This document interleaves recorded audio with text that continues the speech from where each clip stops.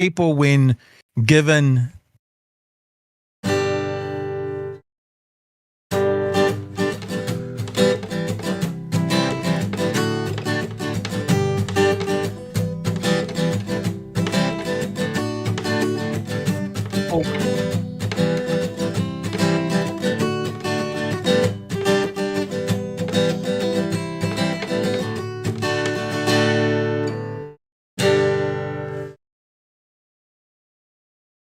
Ahoy hoy, I am Graymore, and welcome back to another one of my streams. Let me just switch over because that is something that I need to do. And today I have Pat Brittenden on the show. Hey man. Yeah, I sometimes screw up with your last name because a bit of a tongue twister for me. I don't know why. Oh, look, dude, it's a tongue twister for me sometimes as well. I mean, if you saw what I was doing last night online, you know, I stutter and stammer and stuff 90% of the time I'm talking online, so it's all good. I used to work in schools. I trained to be a teacher, and one of my first lessons was educating the kids on how to say my name.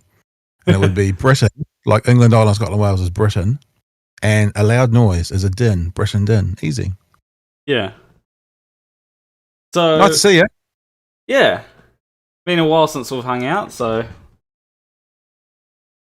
let me just... Yeah, both at the bottom of the South Island in different cities of New Zealand, Aotearoa. Yeah. So I'm just going to see what we've got in chat. We've got people saying... got people talking about the dislikes, and yeah, YouTube has decided to remove dislikes, although maybe they haven't, I'm not sure. So, but the way that they're removing dislikes is they're just removing the dislike count, not actually removing the dislike button. So, now, the way that I think that this should be handled is I think that it should be completely optional. If you as a creator do not want dislikes to appear, that should be up to you. But I don't think that it should be forced upon everyone, if that makes sense. Yeah. I get what you're saying. Yeah. There are some cases in which removing dislikes might be useful for certain creators, especially when your videos get bombarded with dislikes. You know, some people might... Like, your video might get posted to 4chan or something, right? And then all the 4chaners come on and go, okay, we're just going to dislike bomb your video for whatever reason. But if it's a thing where if it's just a video where you want people to be able to see the dislikes, then I think that's... Because, for example, like, I might say, okay, let's try and get to 10 dislikes on this. And then, just as a fun little thing, right? Have you ever experienced being bombarded with dislikes? On one video, yes, kind of. Let me see if I can actually find this video. And while you're looking for it, is that a bad thing, though? Like, I was thinking, the old adage that any publicity is good publicity. So if you do get a whole huge bunch of people coming across from 4chan, and engaging with your content, even if it's dislikes, is that a bad thing? Yeah, it's one of them things where, let's see if I can find I'm gonna have to go down a little bit, around about. It's one of them things where it's more, I guess... Well, yeah, we've got... If I go to analytics here, can I see the dislikes on it? Maybe not that way. I'll just bring it over. So...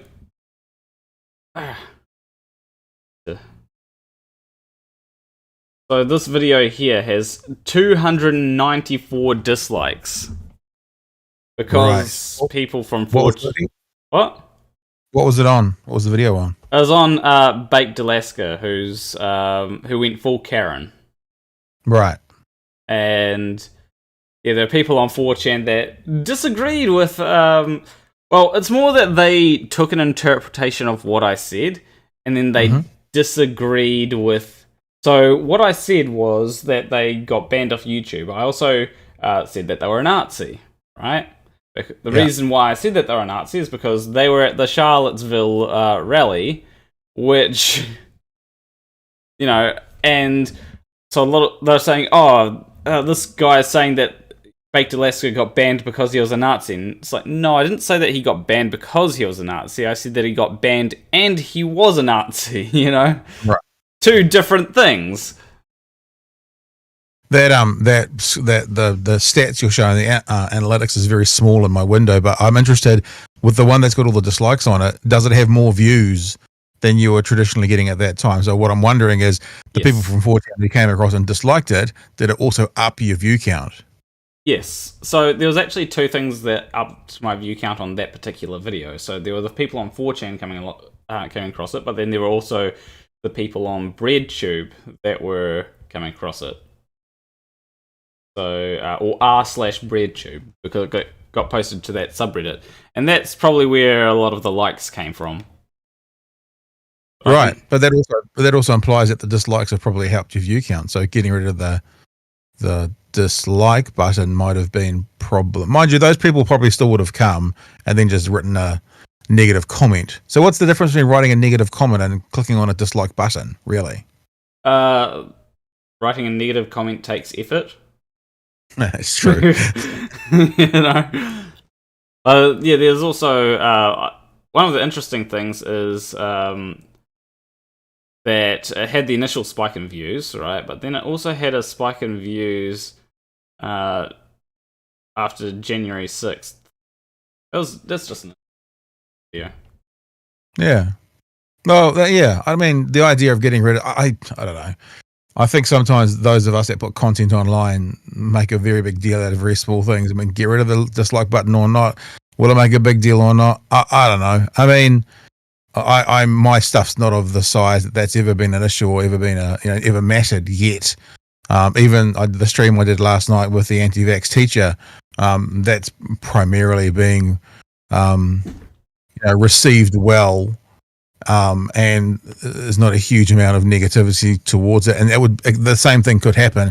Various forums and stuff could come and bombard it with dislikes, but I don't know. I mean, likes help the algorithm. Do dislikes help the algorithm as well? Is it something that keeps a video away from people if there's too many dislikes? What's the downside of having the dislike button, other than maybe a creator having their feelings hurt? Yeah, I'd say that. And from what I can tell, there is no downside. I suppose, like, the thing is, as RH in the chat said, the creator would still be able to see the amount of dislikes. It's just, I suppose, when it comes to certain things, like, some people might give feelings of validation to people that dislike bomb a thing. So, if you've got like 100 people that come along to just dislike a video, it might give them people validation if they can see the amount of dislikes rather than having to work out, okay, because if they can't see the dislikes, then they can't tell how many people have disliked it along with them. Yeah, so it could be 2 people, but it could also be 1,000 people.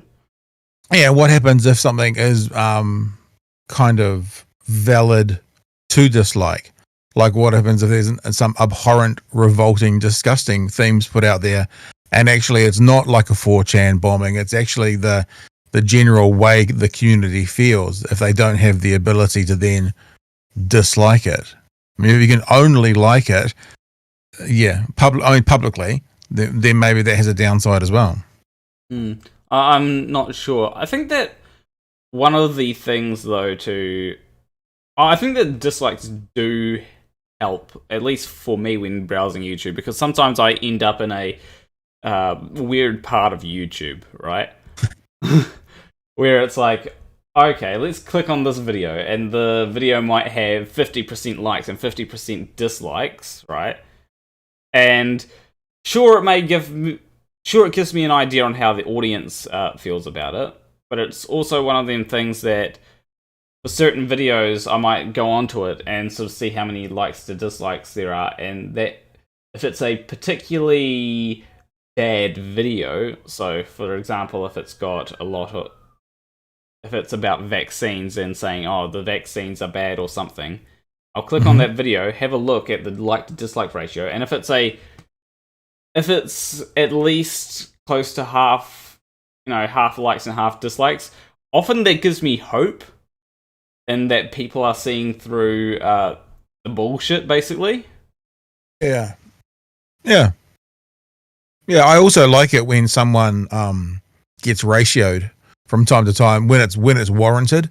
Yep. You know, someone who puts out a view that they think, like they live in a sector of the internet world, they put out a view that they think all their supporters are going to love, and their supporters go, that's BS, and they ratio them. That can be a powerful tool, I think, as well. And you can only do that with dislikes.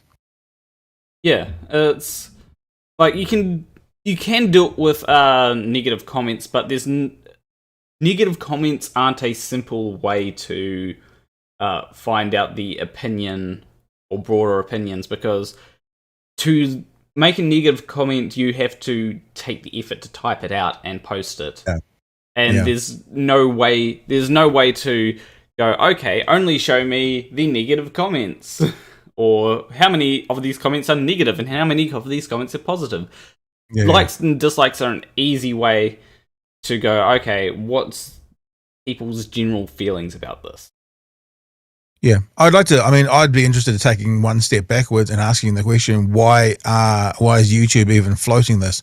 What's the YouTube reason for wanting to potentially get rid of the dislikes? Oh, there is a reason which people have pointed to already. So if I go to YouTube and then go and get rid of the Planet Walk after that. Wait, no, this is the wrong one. I think this is it. Yeah, so this video here, which if I just go to this, I just go to here, then what you'll be able to see is there is 3 million likes and 19 million dislikes. Yeah. This is the most disliked video on YouTube, created by YouTube themselves. So that could be one potential reason. That's just one thing that some people have floated around as an idea for why they're removing dislikes. Probably not, because this video has been out for like nearly 3 years now. Yeah, I mean, I don't know. It's an interesting one, because I like the idea of being people able to. I guess the thing is, people are always going to use and abuse a system. Yeah. And if they're using a system, it's either going to go from likes to dislikes. It's going to change across to comments. I mean, maybe the flip side would be actually it's better to have dislikes, like 500 dislikes, than 500 nasty, pissant comments with people abusing one another in the chat as well. That is one way to think about it, I think. I personally think that the best way that they can handle this is to make it up to the creator as to whether they want to hide likes and dislikes. Because some creators will be like, yeah, if I get dislike brigaded, if I get brigaded with dislikes, then I want people to be able to see that. Like if I... You think content creators actually would ever want that? I mean, what creator is ever going to want to have publicly known, kind of as their shop front, a whole bunch of people think this product's crap? Well, it's more letting people know that they got brigaded. So if it's in certain instances, it might not be the instance of you want people to know that you have a whole lot of people that disagree with you, but more that you want to know that you've been brigaded with dislikes and stuff from like 4chan or something. And so that can be a reason why some creators will be like, yeah, I just don't, I want to let people know, because it might, so sometimes it could be, so for the case on the Baked Alaska video, I know that it's not my audience that disliked that video. I know that mostly would have come from places like 4chan or from Baked Alaska fans, not my audience. I guess it's a bit unique to YouTube as well, because as I'm sitting here, I'm thinking about TikTok and I'm thinking about Twitter and I'm thinking about other platforms. They all just have the ability to like, don't they? And on TikTok, you can't dislike. You can give roses. You can do that kind of stuff. You know, on Twitter, you can click on the like button. I think Facebook's the same, isn't it? There's only like buttons or positive emojis to add to it. So I guess YouTube is a little bit of an outlier if we do classify it on that social media sort of level, even though it's more than that because it's a video platform. That none of the other ones seem to do the dislike. So maybe there's a case for that. Yeah, that's why when it comes to Twitter, when you get ratioed, it's basically you'll have more quote tweets than likes. Yeah. And so, which is having more quote tweets than likes, should I say, is something that's not very common on Twitter. No. So, yeah, no, I don't know. I mean, I think that maybe if I was asked to put my vote in for what it would be, is that if they are going to change it, that someone, although I can see the sense of having just likes, because like I say, the other platforms do it, but maybe if it's going to be up to the creator one way or the other, their option should be to either have both or have none, not just have likes, because then they could, sort of jerry-rig what it looks like to other people. So either they have both likes and dislikes, or they have no likes or dislikes. Maybe. Yeah, I think so. Currently, you do have the option to not show likes and dislikes on a video, and it will just show the like button and the dislike button. That is something that I find annoying just on videos in general. It's like I want to see what people have liked, how many people have liked compared to disliked. But I can understand for some people why they wouldn't want to show that, right? Because disliking a video, if you can't see the amount of dislikes, becomes a lot less impactful. It's like, oh yeah, I can't show the only person who I'm sending a message to if I dislike this video is the creator. I'm not sending a message to anyone else. And what's next after this for YouTube? I mean, do they take away the number of times the video's been played, view count? Does that disappear as well? So where to? Where do they go after they take this away? Yeah, I don't know. I don't think it would be a slippery slope. I think it's just a thing that I think what they've done is they've tried it out.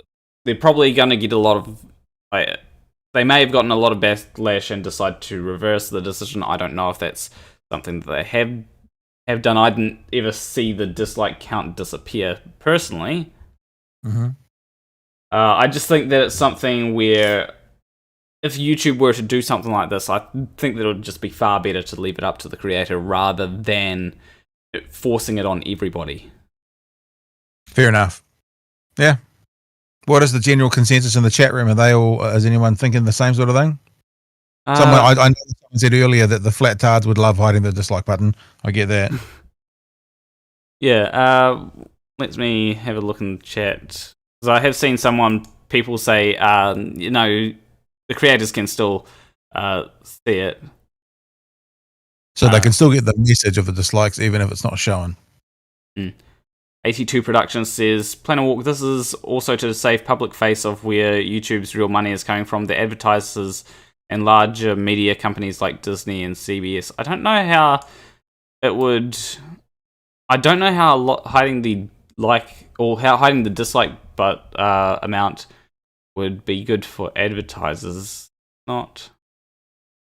Well, you imagine if a big company who was using YouTube as one of their platforms for getting their information out there Obviously, YouTube is the business who's saying, I work a little bit in advertising and marketing, so I'm thinking about it from that perspective.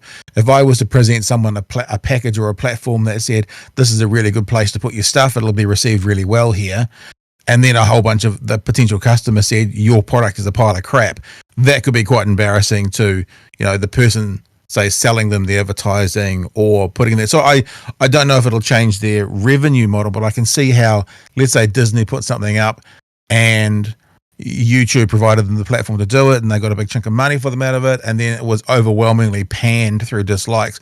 I could see how that could be embarrassing for YouTube, because their platform was being used to say this sucks to a big person, a big company paying them a lot of money.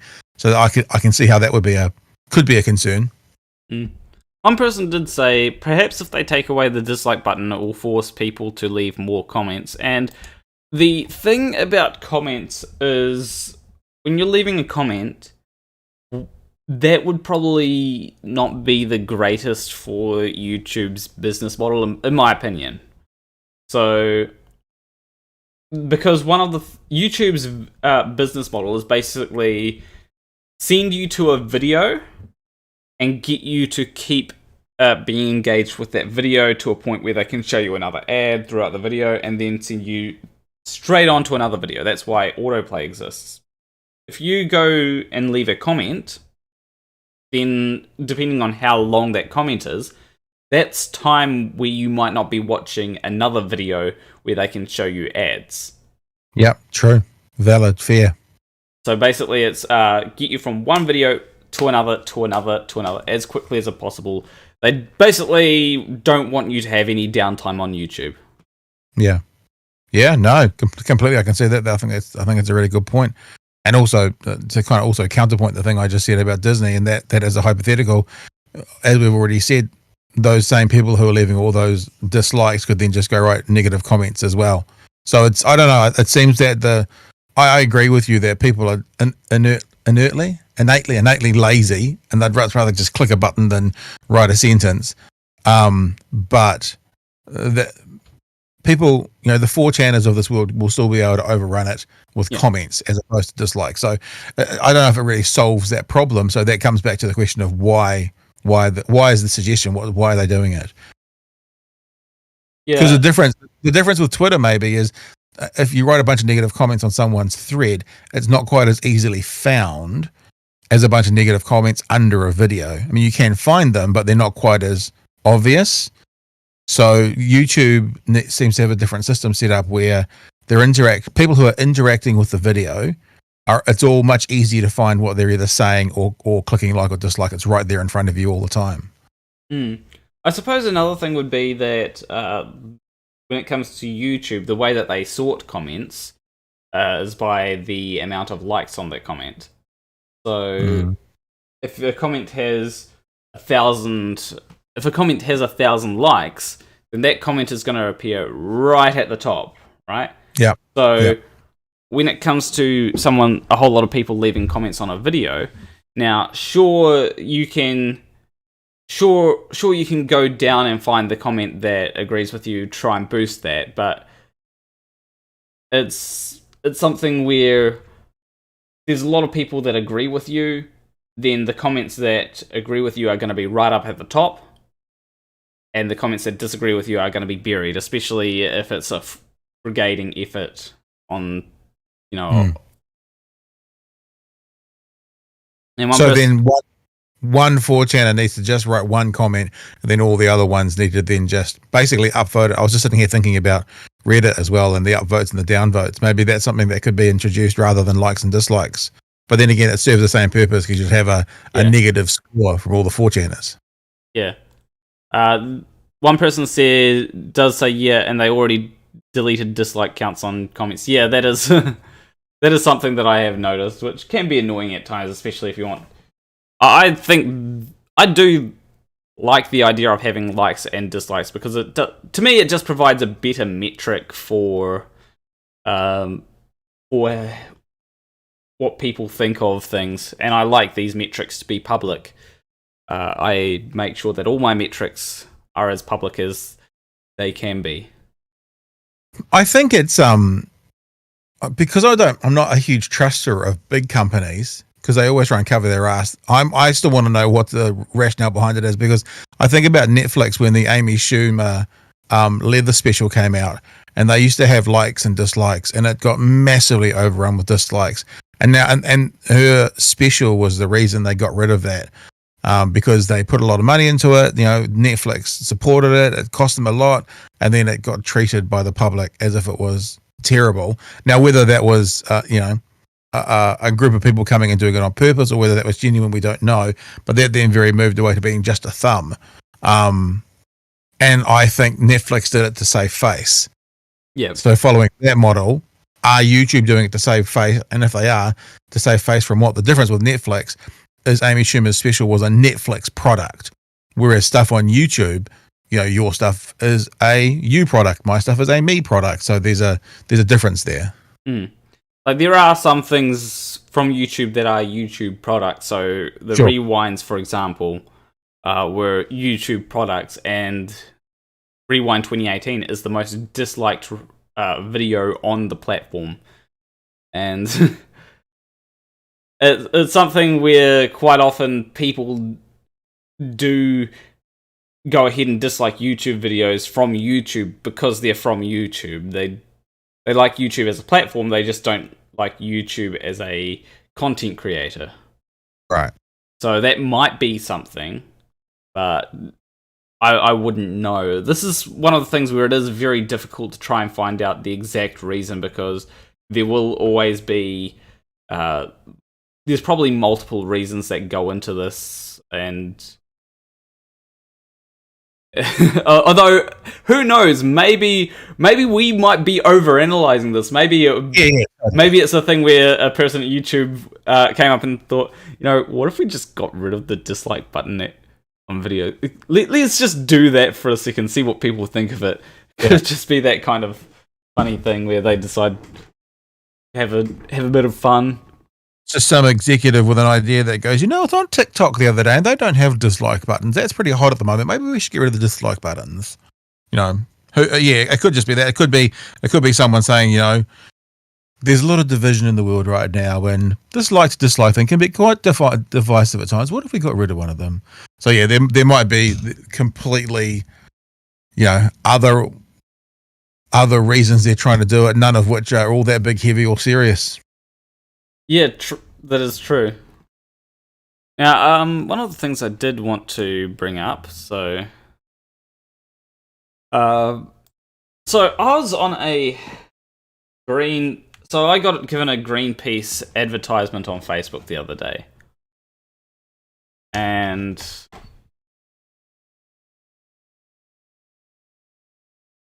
one person in chat just said, are you suggesting that YouTube has an Elon Musk-esque troll in their boardroom? Possibly, yeah. I mean, Google is very... they do seem like more of a fun company compared to, you know, like Twitter or something. So if I copy links... So I was on a Greenpeace ad on Facebook, right? And one of the comments on there, the reason why I bring this up is because it just shows the sort of conspiracy mindset that a lot of people have. That's, unfortunately, I feel like it's growing. Right. So this person here said, yeah, well, if any people survive this phase of the rollout of the New World Order, where we own nothing and are required to be happy, then we can refocus on getting rid of plastics. New priorities in the wake-up phase. Hopefully humanity hits the on switch quickly now.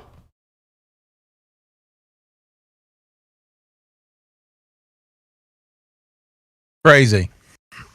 Yeah, but we're living in a world of conspiracy theories right now, aren't we? I mean, New World Order's been around for a very long time, but I mean, that doesn't surprise anyone, does it? With what we're living in right now, especially right now with the anti-vaxxer world and the 5G world and the, you know, COVID conspiracy world. And if anyone's got to understand that these people are out there, now is the time that they would understand that. Yeah. It's one of those things where So I have disliked the conspiracy mindset for as long as I've heard about flat earthers, basically, because before flat earth came along, I used to believe in some conspiracy theories, like the conspiracy theories that I believed in were 9/11 and the moon landing was fake conspiracy theory. Right, wow. I was also a little bit of an anti-vaxxer. I was like, okay, some vaccines are bad, but nowadays I'm like, well, I was completely wrong. Now, my reasoning was that, they'd have basically put in a live virus into you, and I was thinking, well, if it's a virus that they're putting into you, wouldn't that just be the same as if you caught it? Except I was wrong. So I'm glad that no one listened to me when I was what? How old would I have been? Probably 14, 15 years old, No one's listening to a 14, 15-year-old, bro. You're allowed to have those feelings and thoughts then. Yeah, but these days, people are growing up and believing in conspiracy theories. And thinking, that the New World Order is going to come along. I've been hearing about people saying that the New World Order is going to come along any minute now for the last, 5 years at least? Oh, it's a lot longer than that, bro. New World Order's been around for time immemorial. It's I guess it's one of those mother of all conspiracy theorists. I mean, in general, I enjoy conspiracy theorists. And I got involved a little bit in the flat earth world. My podcast, I do a podcast for your people who are watching from your stream who don't know who I am, called the Department of Conversation, where we try and have like long form conversational chats with people about interesting things. Just interesting people and interesting things is sort of my genre. And quite early on, I asked a flat earther to come on. And I had no other interaction with the flat earth world before that. So 2 or 3 years ago, I asked a local flat earther to come on, and it was one of those moments where I was kind of like, I don't understand how you can't see this point. Like, I don't understand how you can't see that thing that they say about the horizon's always at the eye level. And I said, no, it's not. And I pointed out to him there and then the horizon right now and where it is, and it's down, the wing level is not up there, it's down below you. You look down to see the horizon in an airplane, and he couldn't get it. And so I showed him a clip of, I think it's a BBC thing, where they show the helicopter going down below the horizon on the other side of the lake. I'm sure all of your people have seen that clip. And he basically said, well, I wasn't there, I didn't see it. That old trope. So how do I believe it? But I still thought it was kind of fun and kind of interesting, and I quite enjoyed talking to him, and I like trying to figure out why people think what they think.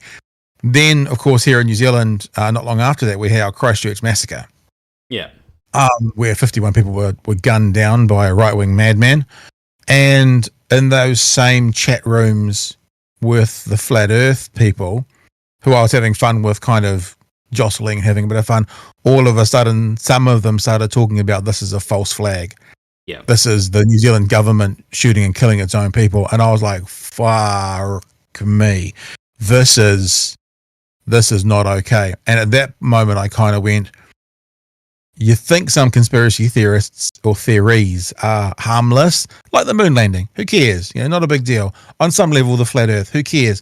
But the people who participate in those delusions then often either already do or will get introduced to other delusions like a cult.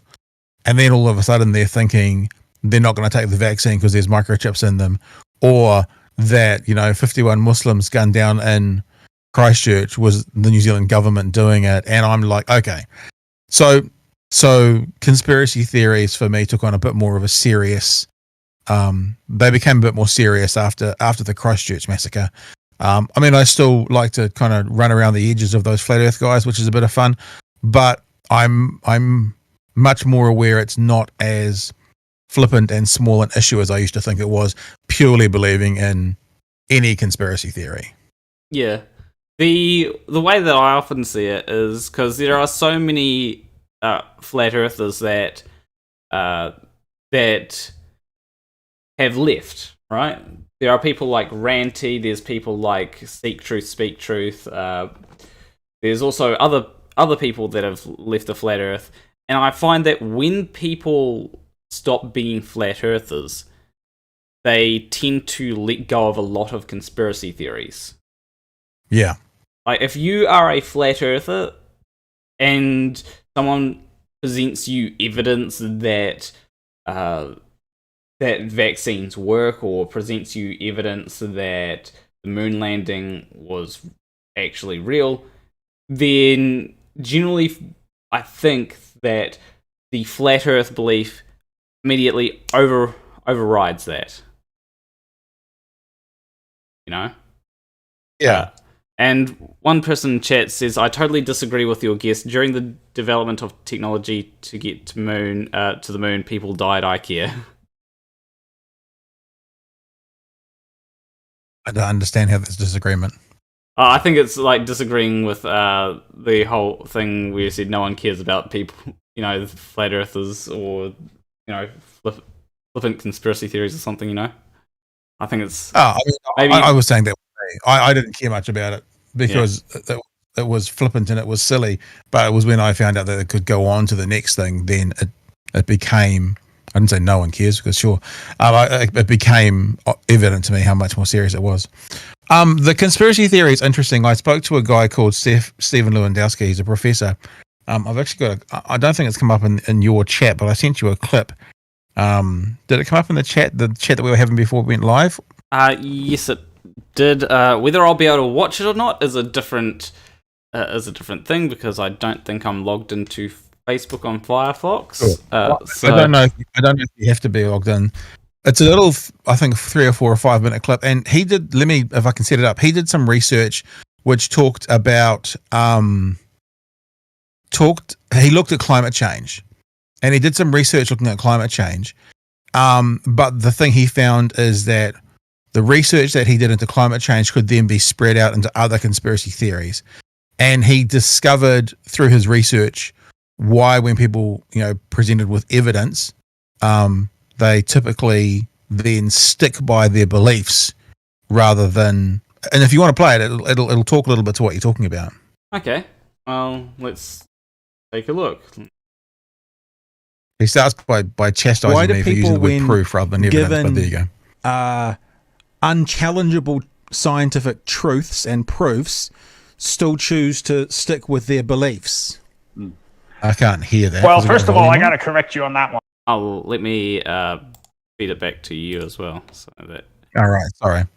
If others can hear it, that's fine. I don't need to hear it. Because science doesn't offer proof; it offers evidence. Okay. And I think that's very important to be aware of that, because intriguingly, one of the interesting techniques of people who reject scientific evidence is to ask for proof. That's one of their techniques, is to say, well, can you prove to me that climate change exists? And the answer to that is, well, no, of course not. It's not a matter of proof. It's a matter of evidence. There is no proof outside of mathematics. So, and it's kind of important to get that right, because otherwise, when a climate denier, quote unquote, says, oh, I want proof, then you might be tempted to try and give it to them. Well, you can't. And that is where they're wrong to begin with, because by asking for proof, they're already basically disqualifying themselves from a scientific debate, because in science, the best you can do is to produce evidence and pile evidence on top of evidence on top of evidence, and then ultimately you get to the point where we say that something is a fact, such as climate change, for example, where the evidence is so overwhelming that not accepting it is just not a rational position to take. Now, when I say rational, what I mean by that is rational in the very strict sense of how philosophers have worked out that we should consider evidence. And so the question then is, as you already asked, why do people not accept the evidence? What is it that makes them say, oh, no, I want proof, even though there is a pile of evidence in front of their eyes? And the answer is that instead of engaging in this quote unquote rational evidence accumulation process, people resort to what we call motivated cognition. Now, motivated cognition is a very broad term, and it refers to the idea that people start out with a goal in their head of what they're trying to conclude, and they will then draw that conclusion. They'll be motivated to draw that conclusion no matter what the evidence says. Right. And now the question is, okay, what makes people engage in motivated cognition? And that's where things get to be very interesting, because there's a lot of ways in which that can happen. In the context of climate change, and indeed in most situations I've looked at, what triggers people's motivated cognition is the conflict between their personal worldview and the scientific evidence. So basically, it's ideology versus evidence. And that is why when you look at climate denial around the world, it doesn't really matter where you go, although it's most pronounced in Australia, the UK, and the US. What you find is that what determines people's attitudes towards climate change is their attitudes towards the free market. If they're libertarian or free market fundamentalists or conservatives who think that, business should be laissez-faire, free enterprise, that cluster of attitudes, if people subscribe to that strongly, then chances are that they will reject the evidence from climate change. I can ask people 4 or 5 questions about the free market, and once I know their answers, my uncertainty about their climate change belief is cut in half. Right. Which is incredible. Right. So you can probe them in a different area and say, well, because they've answered this here, like Precisely. a free market economy, they're likely to believe this here. Precisely. Wow. Precisely. And the association is incredibly strong. And if you think about it, that's not surprising, because if you accept the scientific evidence about climate change, then we're going to have to do something and change the way we do business. And that means we got to put a price on carbon. We might need taxes, regulations. There might be some, some industries like the coal industry, for example, is going to go out of business. There's no question. So there'll be a massive transformation of the economy in ways that are not compatible with the sort of fundamentalist approach to free market economics. And so you have that conflict. And some people's identity is so tied up in their free market beliefs that they get incredibly challenged by the claims that the climate is changing, that we have to do something about it. And it becomes a very deep emotional response. And their way of defending their identity against that is by simply denying the science. They just say, well, you haven't proven it to me. There's no proof. Hence, I can walk away from it. For example, there's lots of other ways in which they do it. But the motivating factor is ideology. That is I very much agree with all that. Yeah, the cool thing about he's probably my most favorite podcast I've ever done, because he was talking about obviously climate change there, but then because it was, I only did it last year, so we went into things like 5G and all that sort of stuff as well, because people were talking about it at the time, and the point he was making was basically the motivated cognition is people have their conclusion in their head already, and then they fit the evidence to work to their conclusion. And if you put evidence in front of them that puts a roadblock in the way of the evidence, they just work another path around that evidence to get to the same conclusion. So that's what happens in situations like vaccine deniers. I think you were online when I was talking to that teacher last night, and she talked about suicides have gone up exponentially in New Zealand. I said, no, they haven't. And I pulled up an article that showed her a news report that had a link to Stats New Zealand saying in the last 2 years, I mean, we all agree that suicide is abhorrent and one's too many, but in the last 2 years, suicide numbers have gone down. And I actually said to her, is that enough evidence for you? And she went, oh no, I'll have to go and have a look into it. So like the motivated cognition was going on that she couldn't accept that what I was presenting her, which was the report. Well, it was a news article linked to the report saying suicide had gone down, that wasn't good enough. Her talking to Mike King, and no criticism of Mike King, he does amazing work, but her talking to Mike King, and for people who are international, he's a New Zealand comedian who has done a lot of good work in the mental health area, carried more weight because she heard him say something once. So that's, you go. On the topic of suicide, like, I find that suicide is one of them things where it's a big issue in New Zealand. I have looked at the stats, and like, New Zealand is... Sometimes I like New Zealand being number one, but not in this area, right? Suicide is...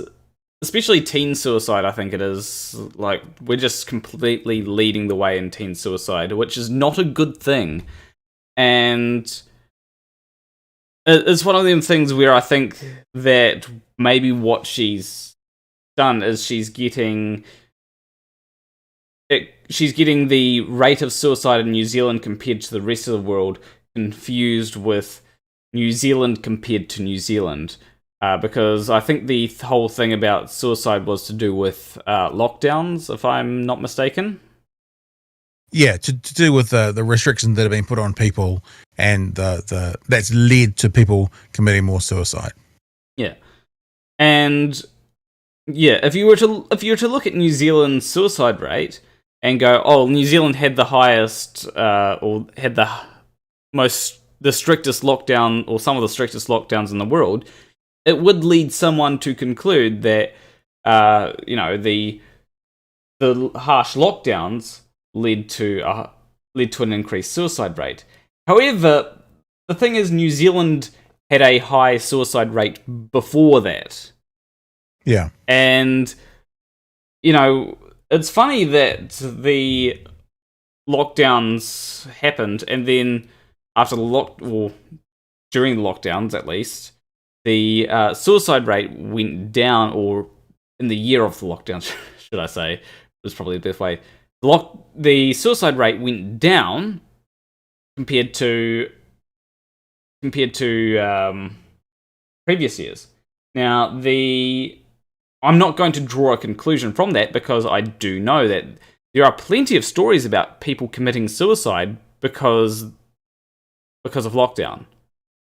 There are plenty of stories, but that's just a story, not a trend, or not a whole lot of data about the true veracity of the situation. Yeah, and I guess I would also say, how many years do you need to form a trend when the past 2 years the numbers have been going down? I don't think there's a conclusion to be drawn about lockdown in particular, as you say, to do with suicide stats for last year.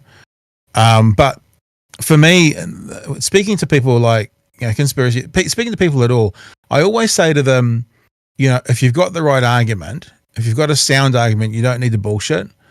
And the thing that got lost last night when I was talking to this teacher, is that she started with this particular part of the commentary. She started saying, suicide's gone through the roof, which is incorrect. And then she said anxiety is up and people are losing their jobs, which are both correct, right? There's no question that anxiety levels are up and that people are losing jobs. The research and the stats show that. So you don't need the first one, which is the BS, when the second two are completely valid, and they're valid conversations to have.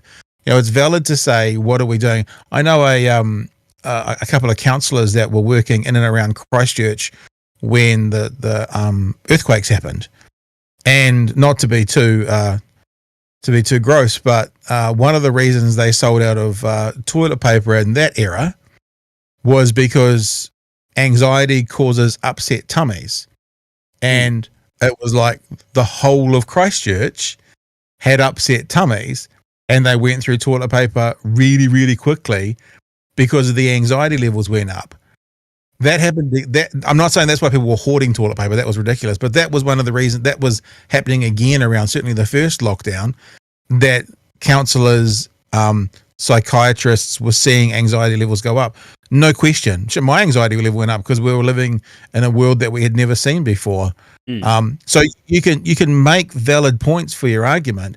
You can make, these true, valid, worthwhile conversational points without then jumping to a bullshit lie, which then kind of almost nullifies the rest of the sentence that comes after it. Yeah, I have two things to say here. So the first is about the Christchurch earthquakes.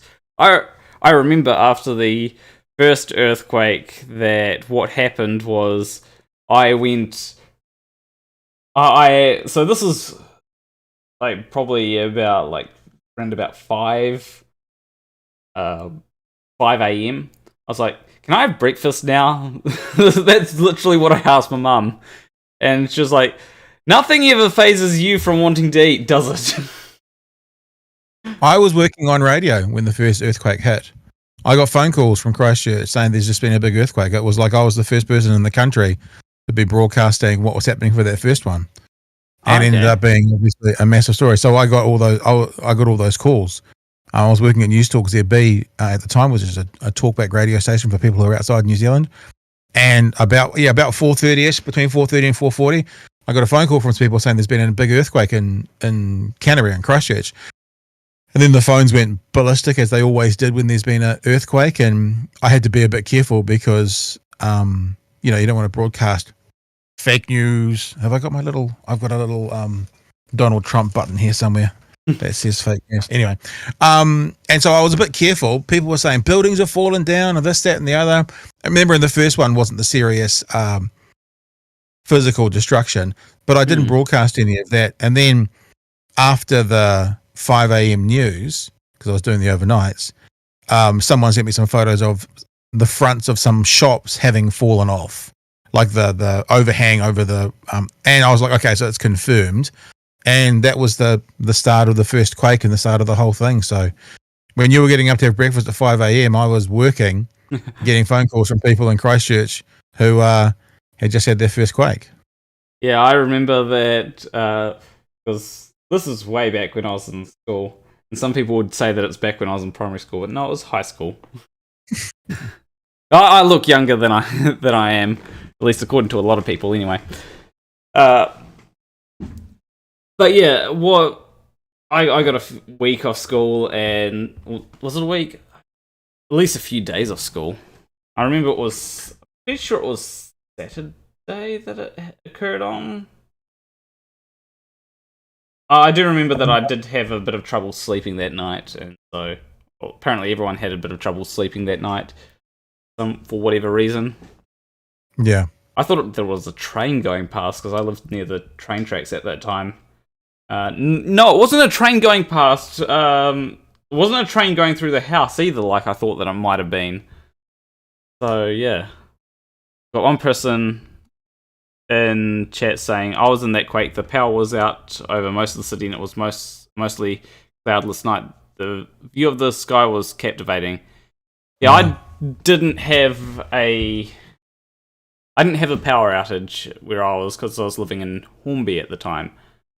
So, yeah, it was definitely a wild experience.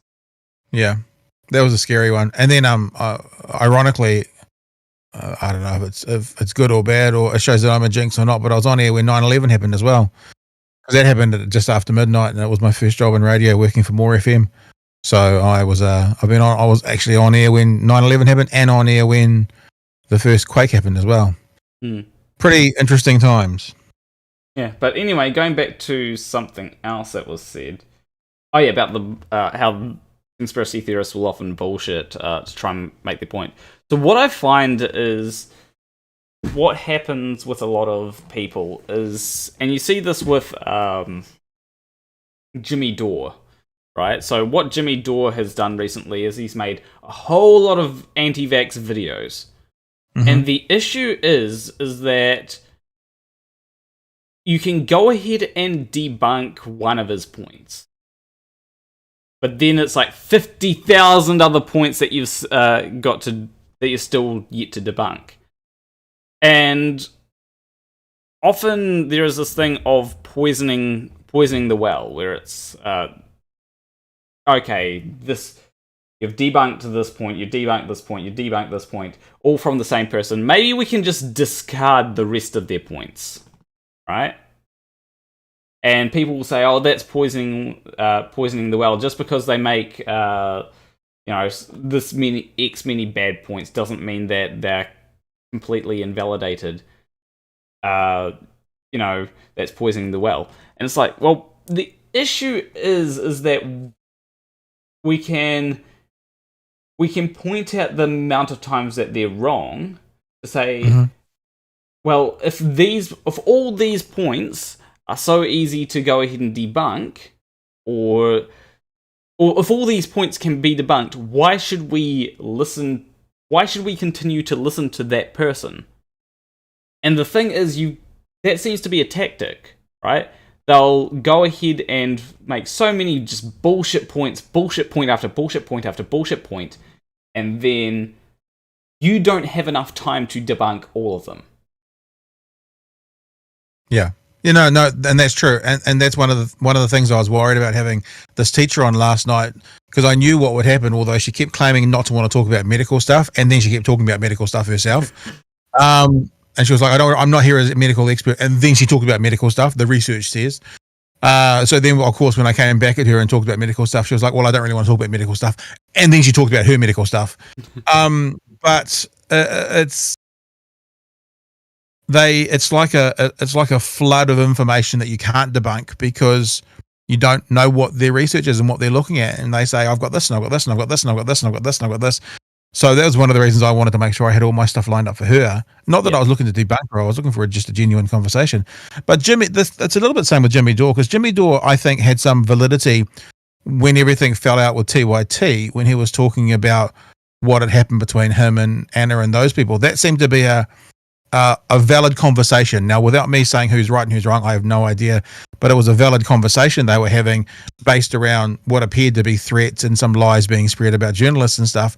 But then that has now evolved into him growing his platform, and the latest thing that's happened with him is he's actually, well, he claimed it was a producer who's been fired, but changing text in a quote to make it appear worse than it was. And that's the latest controversy around Jimmy Dore. So it seems that the other thing that can happen is if you pick up an audience from a certain area, you then have to start, feeding the trolls, feeding that audience, or else you lose them again, especially when there's a financial reward to it. Now, I'm not speaking to Jimmy Dore in particular. I don't know. I'm not there, but it certainly has the appearance. It was like one of the reasons I wanted to talk to this teacher last night is I think what's happening is there are a lot of people who are just bluntly anti-vax, well, certainly anti-this vax. I think that's a fair way of saying it, who are couching it in civil liberties, civil rights, my body, my choice. But actually, when you strip all that away, you get to the thing that they just don't want to have this vaccine no matter what, because it's untested and it's this and it's that, and they're hiding it. They're hiding their true position amongst a whole bunch of other information that needs to be stripped through. So it's a tough one. One of the points that was brought up last night is the Bill of Rights Act.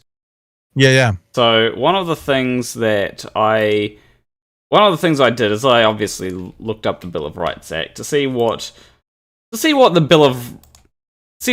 Bill of Rights. Now, one of the things that the teacher said was right to refuse to undergo medical treatment, right? Yeah. And which she's done. Yeah. But she's refused it. Yeah, but she says that it's something that she doesn't, because she will be losing the job, it's under duress or something. Sure. But the thing is, I think that just because you're under duress doesn't really, like, we make so many decisions about our life under duress, right? Yeah, of course. Now, we've got like freedom of association, for example. You have the freedom to associate with anyone you want, but sometimes that freedom may be impacted by certain. you may be under duress while choosing to associate with whoever you want. There might be something like a global pandemic, which makes that freedom of assembly not quite as such a good idea, for example. Yeah. What about freedom of movement, right? You have the everyone lawfully in New Zealand has the right to freedom of movement and residence in New Zealand, except when we lock down the country. Every New Zealand citizen has the right to enter New Zealand, except they have to go through a 2-week quarantine when we're having a pandemic. Yeah. Everyone has the right to leave New Zealand, except that if you don't have the money, you effectively don't have that right.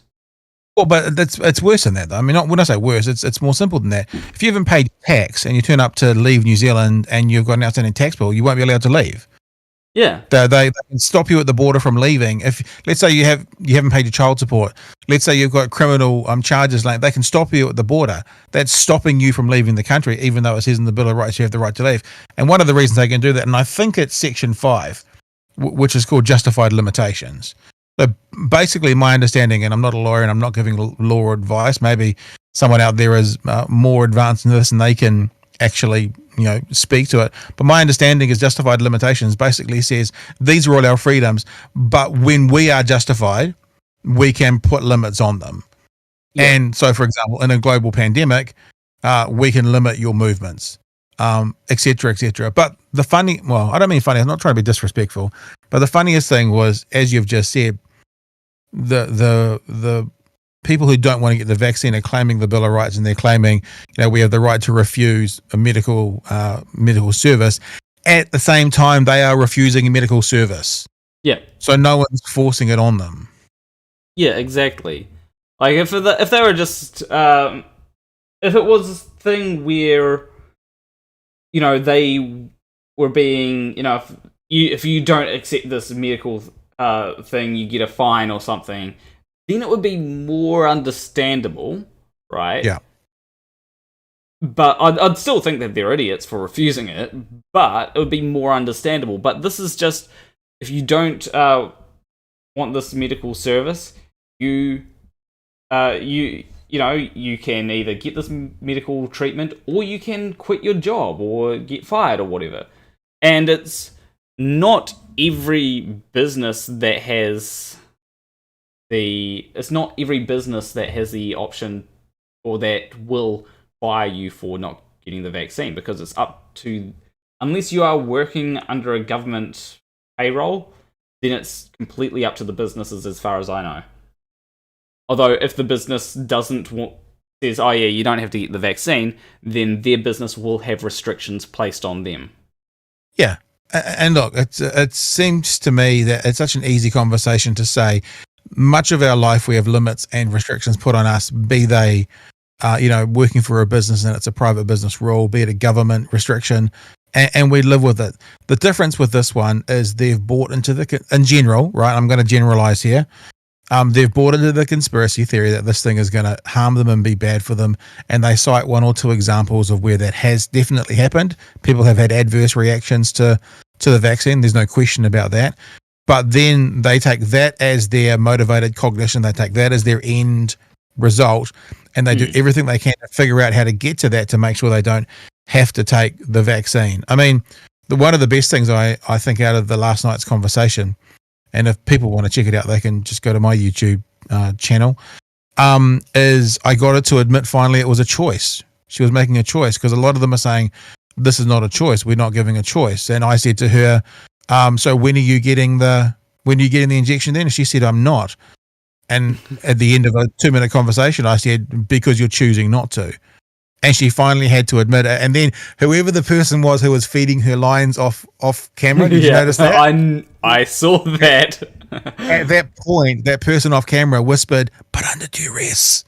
So that was so, but she admitted it was a choice, and it was a choice. So, I mean, it's a hard choice and it's a scary choice, and I don't know if it's a fair choice. I mean, I don't know if you were there at the start of the at the live stream, but I think there is a conversation to be had. That's the other thing. Some conversations are valid, some become invalid. I think there's a valid conversation to ask the question: if I've got 30 students in my class, all who are unvaccinated, why is there a mandate that the teacher needs to be vaccinated?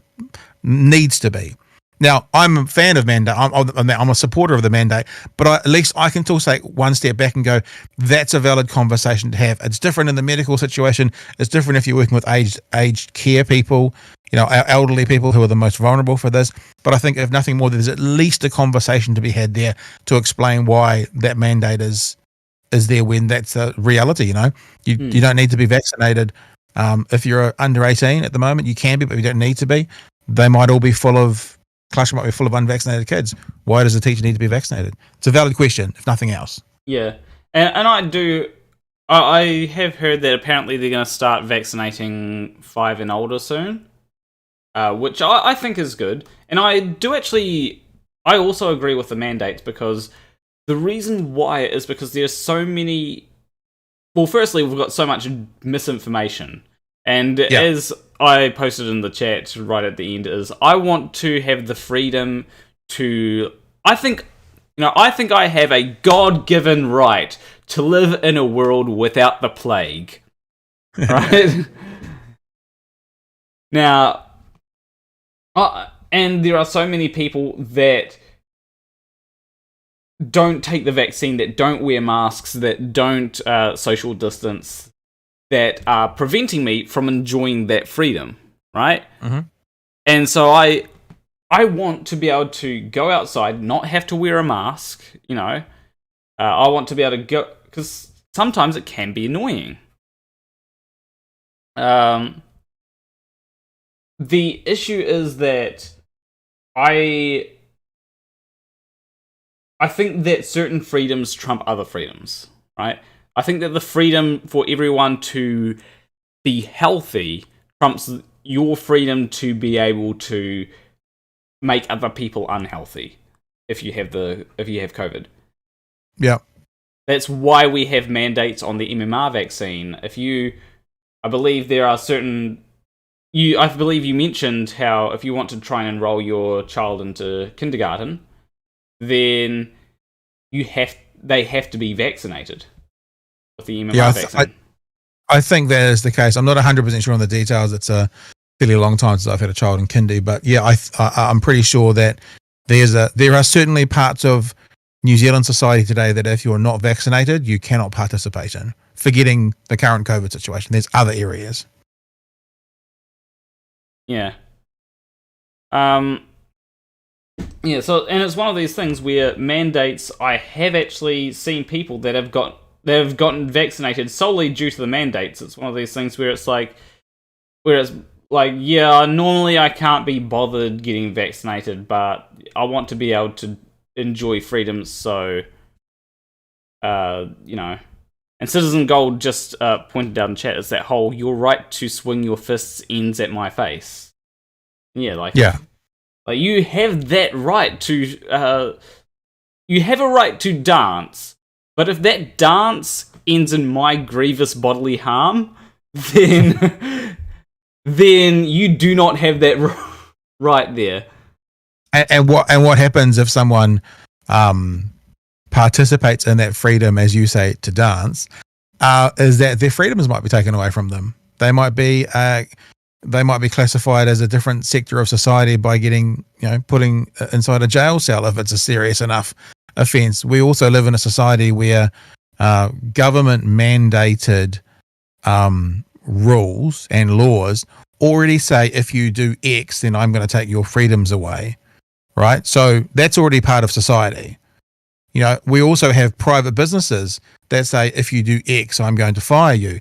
If you work in a place that requires a dress code, if you're a funeral director, let's say, and you get hired to be a funeral director as a big business, and you need to wear a suit and you turn up in jandals and t-shirts every day for funerals, you're going to be fired based on the rules of that company. They're putting a mandate on you to dress a certain way. If you don't do it, you're going to lose your job.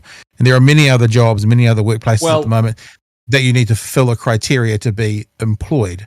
It's current. It's commonplace. Well, actually, I'd go for a much simpler one, right?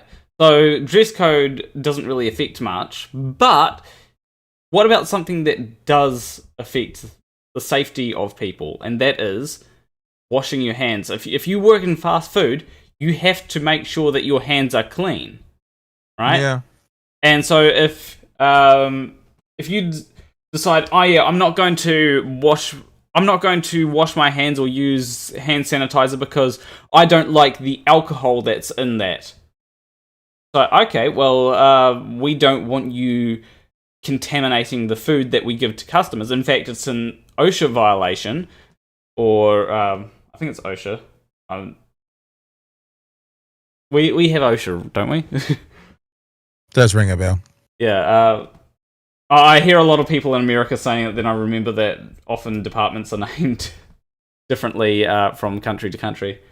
But occupational health and safety hazard, if you don't wash your hands, they can fire you for that, especially if it's a refusal time and time again. If you say, no, I don't like the alcohol, well, then there are particular options that you may have, but like maybe say, hey, look, can we use this thing that has no alcohol in it? Right, but if you just straight up refuse to wash your hands, you will get fired because it becomes a issue for customers.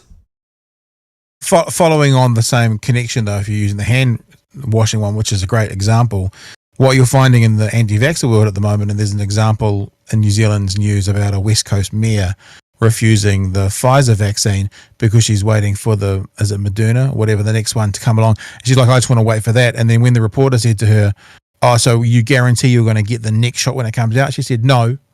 So following that logic, it's like the person who complains about the soap, right? Because it's got alcohol in it. They don't want to have that. So they get them a non-alcohol one and they still go, no.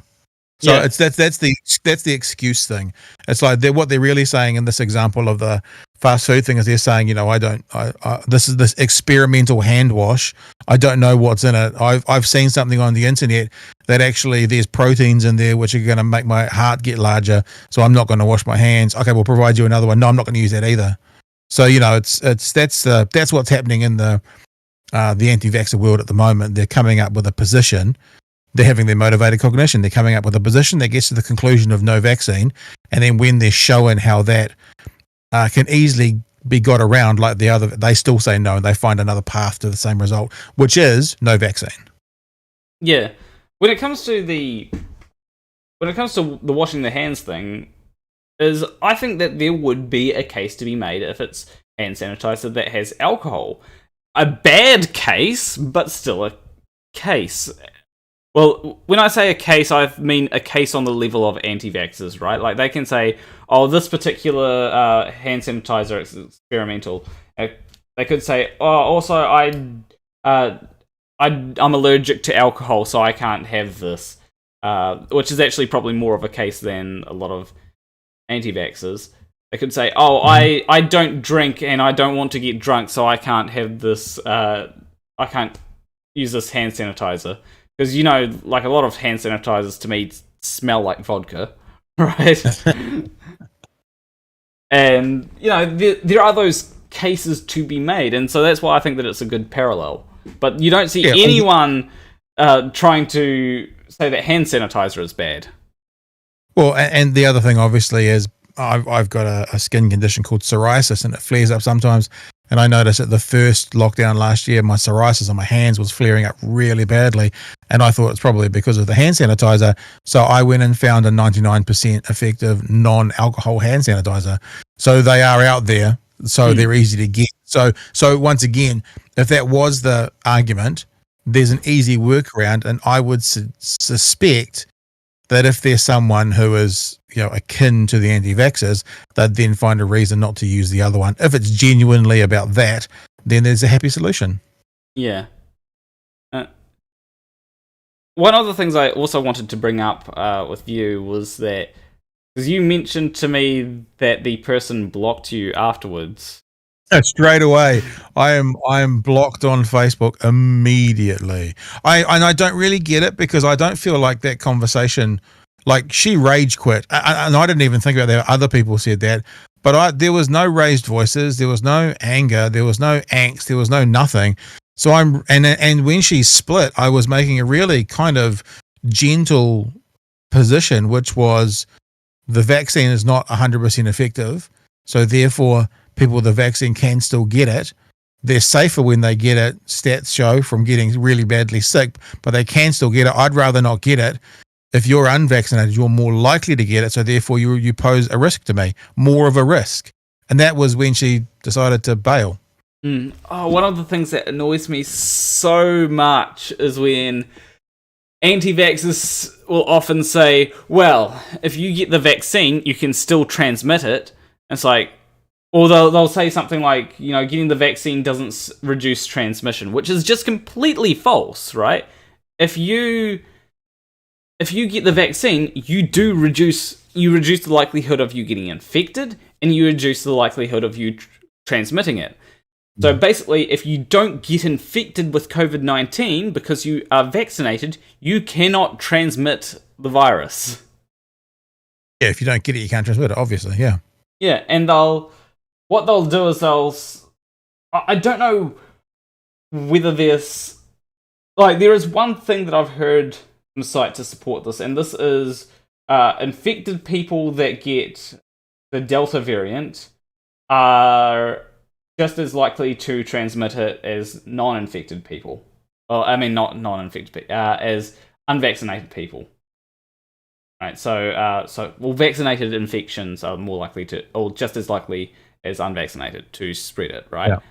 And it's like, yeah, but that's from people that's from breakthrough cases, not regular people that may have come into contact with it.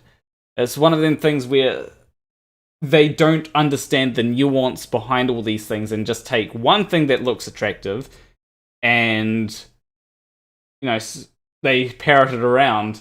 It's like, well, actually, this is just for, and I looked it up, it's 71% effective in stopping transmission, the vaccine. Wow, cool. Which is, that's going to reduce the spread of it, which, the whole flatten the curve is still a thing that we need to pay attention to, which is going to be a thing which having more people vaccinated will help. Yeah. Yeah. I've heard the number there. You're 8 times more likely to pass it on if you're unvaccinated. So that's probably, it's 8 times the same as 70. Anyway, that's the number I've heard in media press releases and stuff. Yeah. So you're more likely to pass it on. You're more likely to get it. You're more likely to be infected. Yes, I'm safer, but like I said last night, it's like wearing a condom and sex. There's no such thing as safe sex. There is safer sex. You can still catch an STI. You can still get someone pregnant with a condom. It's safer, but it's not guaranteed. That's basically the vaccine. It's safer, but it's not guaranteed. Yeah. And it actually surprises me that apparently, like, some of the other things are more like. So in this case, condoms would be penis. And that is. You were saying though about she blocked me on Facebook. So what's that? I was just saying you were talking about she blocked me on Facebook, and I was just saying, yeah, I remember they didn't want to distract you from the point you were making about that as well. Yeah, because there's a lot of people that still don't wear it, and you have trust on the effectiveness of the vaccine. Why are you? I think we had a bit of buffering, maybe. Hopefully, we don't. Maybe they.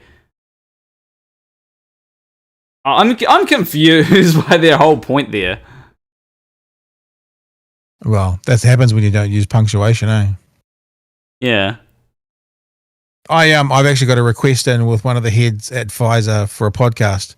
I have a connection, someone who knows one of the top 2 people in Pfizer, and so I'm going to get him on a podcast. They do typically turn stuff down, but I know someone who is a friend of his, so if I could get that, and I'll talk to him. Because have you heard about this new pill? There's a new pill or series of pills that have come out that once you've got it, it can actually, is heal the right word, but certainly can kill the virus after you've. Speed tests. You guys have Giga. This is something that I should do. Yeah, I'm on Giga. Yeah, oh, geez, I'm getting like 0.2. Oh, like the only way to fix this is to restart the router, but that takes like 2 minutes. Shall I do a speed?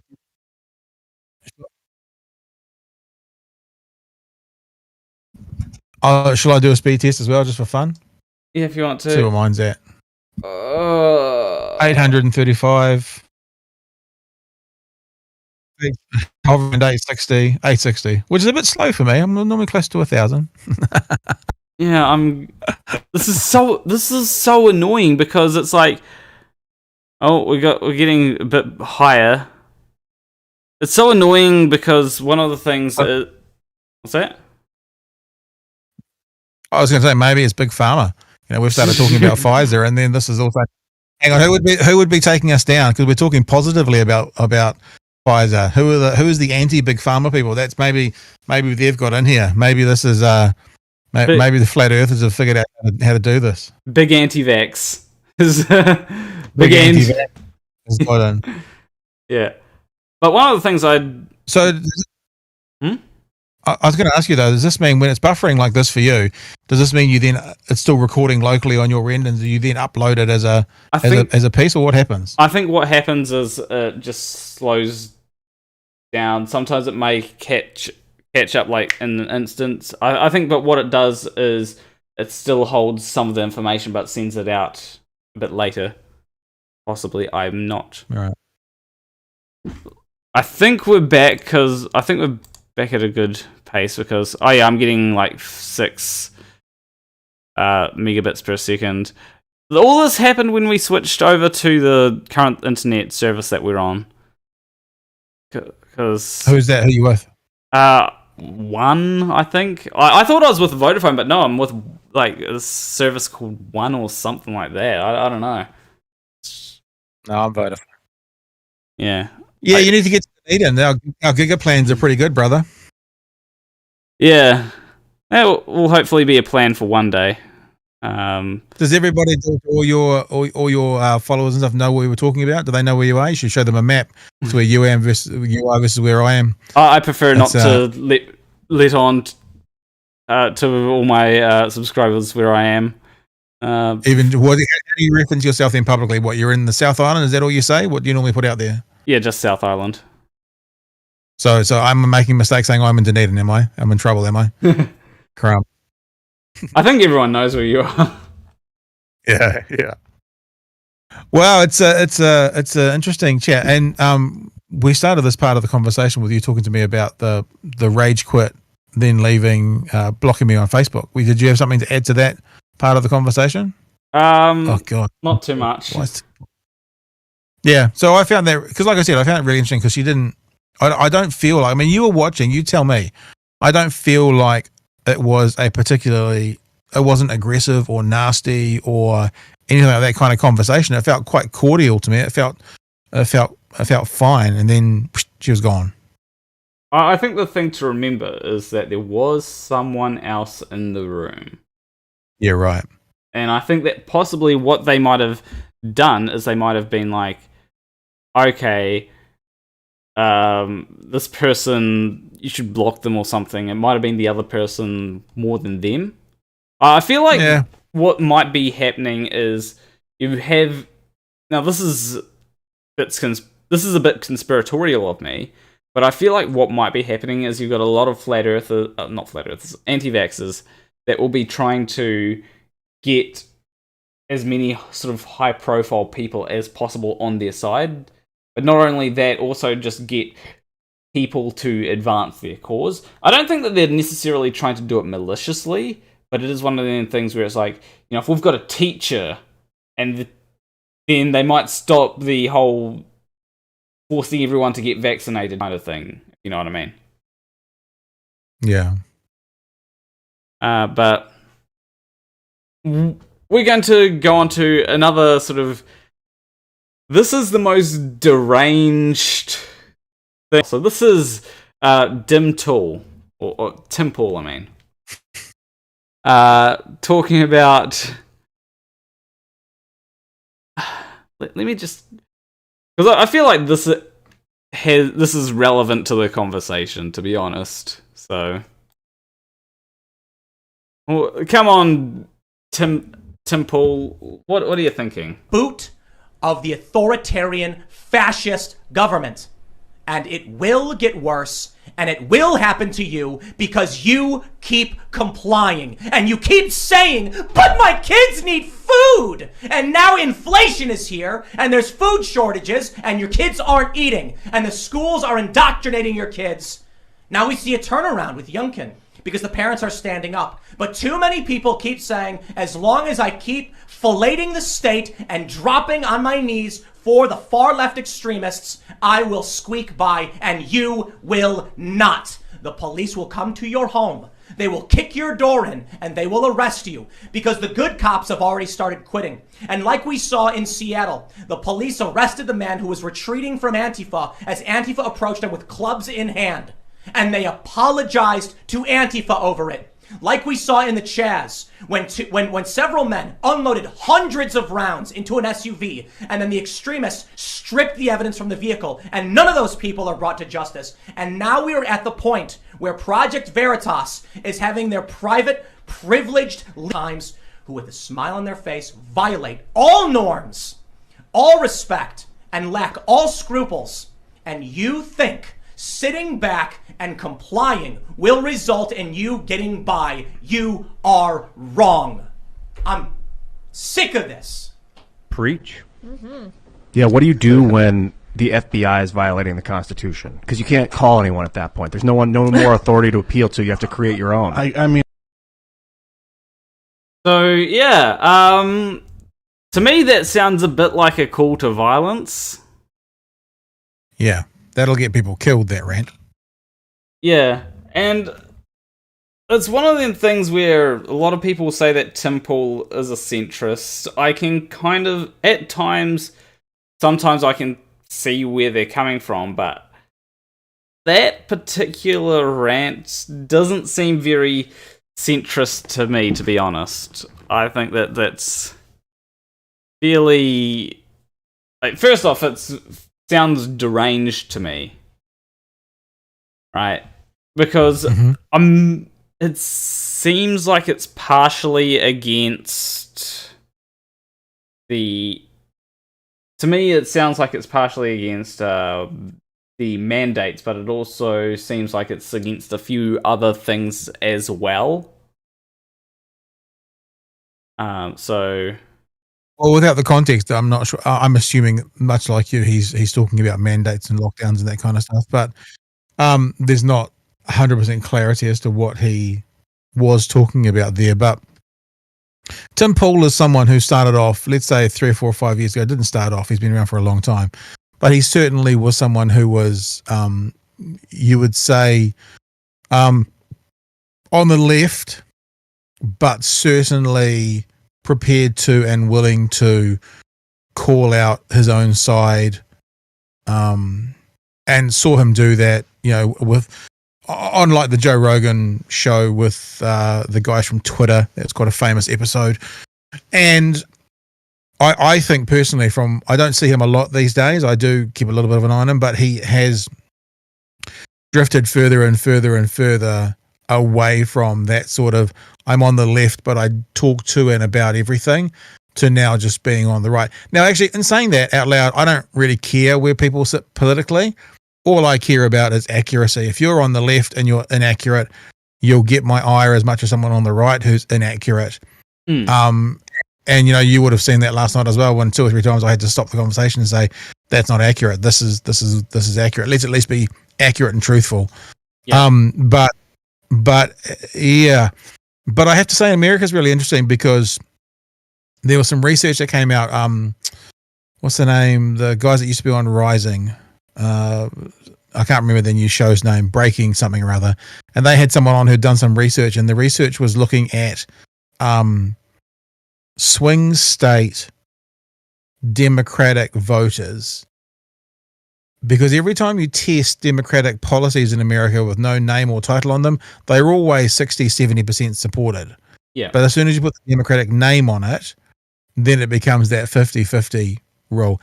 Yeah. And So they were doing some research which looked at why Democrats aren't winning more, basically. And it was done by a left-wing group. And they found out that the voters in these swing states were scared, my word, not theirs, of the amount of influence the far left had, the people that they called the woke ideologies in the Democratic Party. And it's the woke ideologies that was actually driving a bunch of these sort of center-left voters to the center-right. Because, to be honest, politically speaking, the difference between center-left and center-right is not that drastic. It's a little bit around money, it's a little bit around tax, but it's not that dramatic. It's a very big difference between the far left and the far right. And unfortunately, in America, you have a party, the Democrats, where the left and the far left are in the same party, much like you have a right and a far right in the same party. Where somewhere like New Zealand, we have Labour, who kind of sits more centre-left, and then the Greens, who sit further left. We have National, who sits kind of centre-right or right, and then you have the ACT party, who sits further to the right. So we can split our vote to be more precise, but the majority of, this is what the research shows, the majority of the Democratic voters in these states were concerned about the fringes of the Democratic Party basically setting the policy and deciding what was going to happen, and that was driving some of them to the right. And maybe Tim Pool is an example of that, and I know that there are many people, we've all heard it now, people who have moved to Texas from California, that this is a trend that's starting to happen, and I think it's a concern for the 2022 midterms. I think the Democrats are in trouble. I think that part of the issue, though, is also so what you've got is you've got a lot of people on the right, so people like Tucker Carlson and all that will. So one of the things that if you were to ask someone, right, in America, what is critical race theory? Yeah. And get them to answer that, and also answer the other question is, where is it taught? Right? Most people don't know. Right? Like, if I ask you, you've probably heard the term critical race theory before, right? And I'll also pose this question to my chat. So, can everyone tell me what critical race theory is? Do you want me to answer, or do you want to give the chat guys a bit of a chance first? I'll give the chat guys a bit of a chance. See if anyone... Well, while they're doing that, let me also throw this in there as well. The left in America are very bad at naming things and at putting out a message. A very good example is defund the police. Yeah. Oh, yeah. Defund the police doesn't mean we want to defund the police. What it meant was we want to reallocate some of those funds in areas that would work better. But the fucking idiots called it defund the police. And that was a perfect message for the right to then say they want to take all the money off the police. So I think CRT is a bit the same. I think it's a really poorly worded, I don't know what you call it, initiative for what they're trying to achieve, looking at the racist history of America. But I think it's been packaged very poorly, just like defund the police was, and it's given the right the ability to then repackage it again based on the words, not what they were actually trying to do with it. So I haven't seen anyone in chat say what critical race theory is yet. Maybe. Oh, we probably do need a little bit more time because yeah, we've got some people. So now, Squirrels is getting it. So I'd say that it's more of a lens. Oh, actually, first off, I'll let you answer what you'd say a critical race theory is.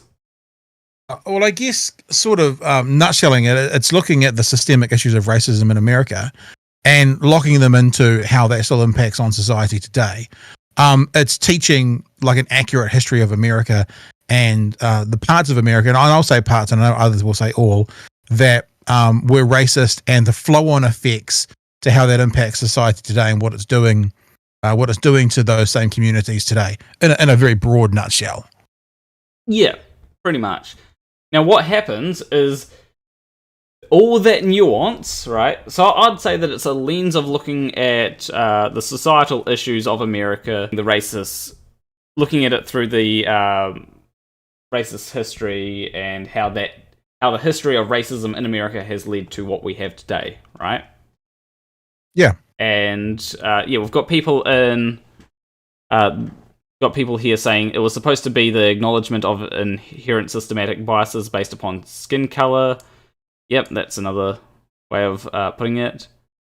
And I think the important thing is and how it still flows on into today's society. That's part of the acknowledgement of it, and to teach that, you know, this people group, maybe they're not just lazy and they're living a certain way because they don't have money. Maybe there is issues from the past that have contributed to this and to where this people group are today, whoever that people group is. And I think that goes for every country, and it goes for every society, especially society of colonized countries. Yeah. And what happens is you have people taking it and say, well, critical race theory teaches that the most important thing about people is their skin color, which is not true at all. It's mostly an acknowledgement of what's led to the conditions of today, looking at it through the lens of race rather than being like, because class is a very common one.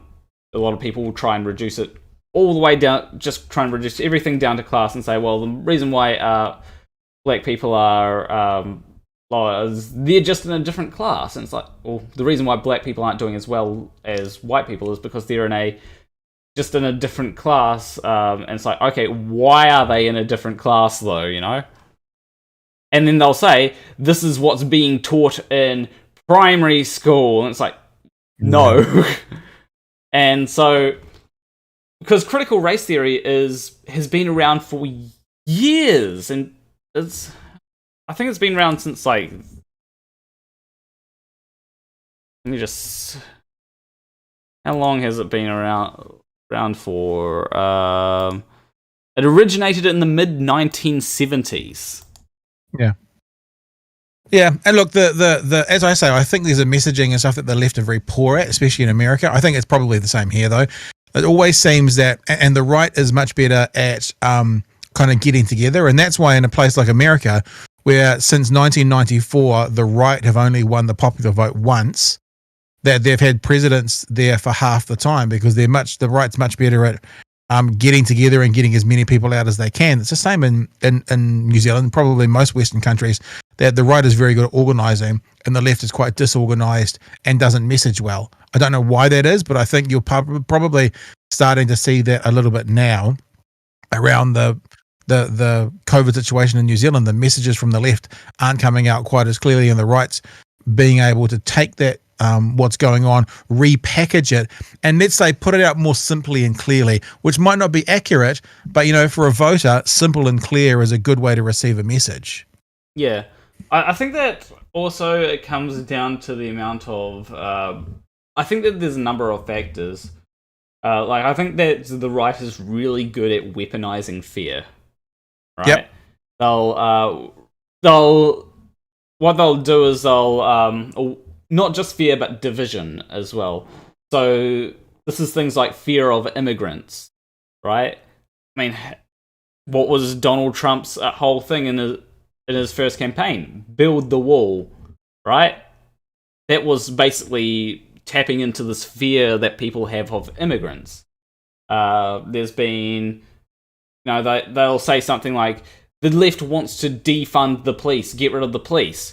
And I think most people will acknowledge that the police at least play a decent role in society to reduce the amount of crime that's around. What's some other? We can go into all kinds of things. You know, people have a fear of. A lot of people have a fear of trans people. The right will say things. You know, like the left wants trans people. Wants to be able to have it so that a man can go into a woman's bathroom. It's like, no, we just want trans people to be able to use the correct bathrooms, right? They'll say, like, it's issue after issue after issue after issue like that, and it's essentially what's been dubbed the culture war. And it's tapping into these fears that people have of a certain thing happening, and then going, well, this is what the left wants. And there are sometimes it is a case where people on the far left want certain things that are crazy. However, it's not all leftists, and sometimes it's a bit more nuanced than what right-wingers are making it out to be. Yeah. And I mean, like, and then the message gets put through, and like, here's a perfect example in your chat at the moment. Someone says the whole point about CRT, the whole point is to bring focus away from racism, not reigniting the flames with CRT, and that's the messaging that the right in America has tried to say. Shouldn't we all come together?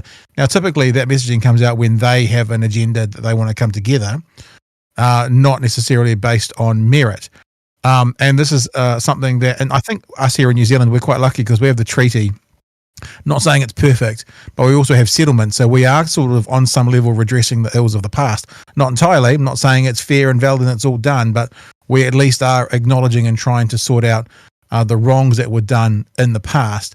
That quite often what happens with, like with this commenter saying, oh, can't we just move on? Is they're actually going, like, I'm okay here today. I feel fine, so we should just look forward. Yet it's not addressing the ills of the past. And I used to work in talkback on a conservative radio station. I was a little bit of an odd fit there, but I did. And I would say to people, you know, and this is more of a story that's relative to New Zealand. So for international people, like most colonized countries, you know, the British came into New Zealand and took land, and even some of the land that was taken was like borrowed. So around World War II, there was land around New Zealand that was borrowed from our indigenous people, from Māori people, and then the government still didn't return it. So they took land when they turned up, and then they borrowed land for like the war effort, and then still didn't return it. And so that's been getting redressed over the past 30 or 40 years. And I would say to people, because people would phone up and say, you know, can't we just move forward? Let's just get on. Let's just go forward. And that's because it didn't impact them. So I'd say to them, where are you from? And typically it's parts of the UK. So they're from Ireland, let's say. And I said, what would you do if you found out that in 1940 your grandfather, or maybe even your father, because they were older people who were calling me in, had a 100-acre land in parts of Ireland that today was worth £20 million. And you found out today that the government took it and didn't give it back to you. Would you want some kind of recompense for that wrong that was done to your father, to your family, and to the land you owned? And the dishonest ones would say no. And I'd say, you liar. Of course you would. Of course you would. Now multiply that by about 100,000 and then explain to me why some kind of redressing of the past, and this is about land in New Zealand. You could say the same thing about, slavery in America, whatever it is. Explain to me how some kind of redressing of the past is a bad thing when we all know that if it was your forebears that were fucked over, then you'd want that redressed. It's just because it's their forebears that you're like, oh, we should just move on. And it's a disgusting attitude to have. Yeah. It is one of them things which is very complicated, especially when it comes to like land and stuff, and there's a word that starts with R, which I can't. Something like recompense. Oh, there's a particular word. I can't remember the word. But it's basically. I had it on the tip of my tongue just then. Are you talking about reparations? That's it, reparations. Okay. Yeah. So it's like that's something that is rather complex because when it comes to reparations, it's like, yes, this group of people were screwed over, right? However, the issue is that a lot of people would be like, if you were to go ahead and give every person that's a part of the group that was screwed over, like certain things, like, a bit of land, then it's like, okay, I was born in New Zealand. Sure, my ancestors weren't screwed over, but then you're suddenly giving people whose ancestors were screwed over a whole lot of an advantage. I'm not doing too well. And, it's one of them things where it does seem quite unfair to a lot of people when... But on the flip side of that, you do have to recognize that there are people that their ancestors were screwed over. That does lead to things later on down the road of the next generation being screwed over, then the next generation, down to today. So it's one of them things where it's, yes, I do see the point of reparations to lift, to try and undo the generational inequality that has been caused by people being screwed over. But at the same time, I think we also need to address inequality of everybody that is doing badly today. Because, my parents didn't have a lot. I don't have a lot, so... But then you look at the reasons behind it as well. I mean, that's not to say that there aren't people who struggle with all sorts of things, be it financially, be it emotionally, be it mentally. There's reasons that these things happen to all sorts of people. But if you can, if you can identify some reasons, if you can actually identify them and somewhat rectify them, then we should. I mean, straight away, I don't know if you heard the news, and news isn't the wrong word, but Pete Buttigieg in the last few days, weeks, was talking about how some cities in America were designed in a quote unquote racist way.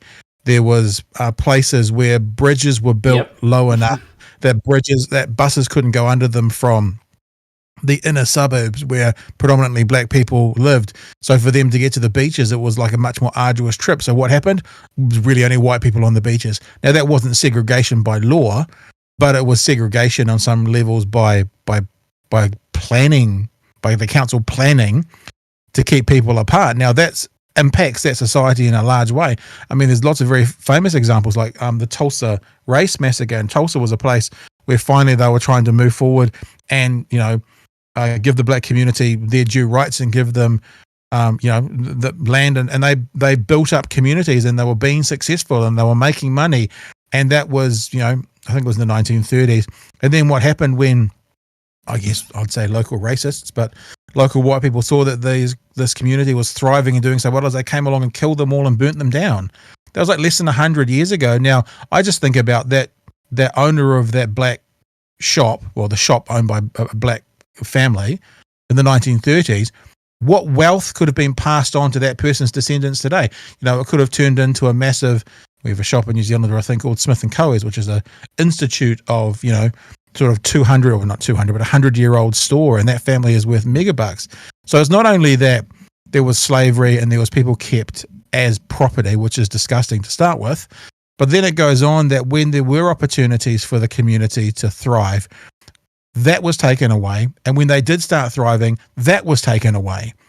So you talk about CRT. I don't know. It's a buzzword at the moment, and I don't know if it means too much to too many people, but I think in all countries, and I think we can speak to this with somewhat of an authority, because I think in New Zealand we do have the treaty, and we being the community, as much as we can, do try to redress the wrongs of the past, and are continuing to do that. So I think it's okay for us to stand up and go, you need to redress the wrongs of your past. You'll never move forward as a united country until you do.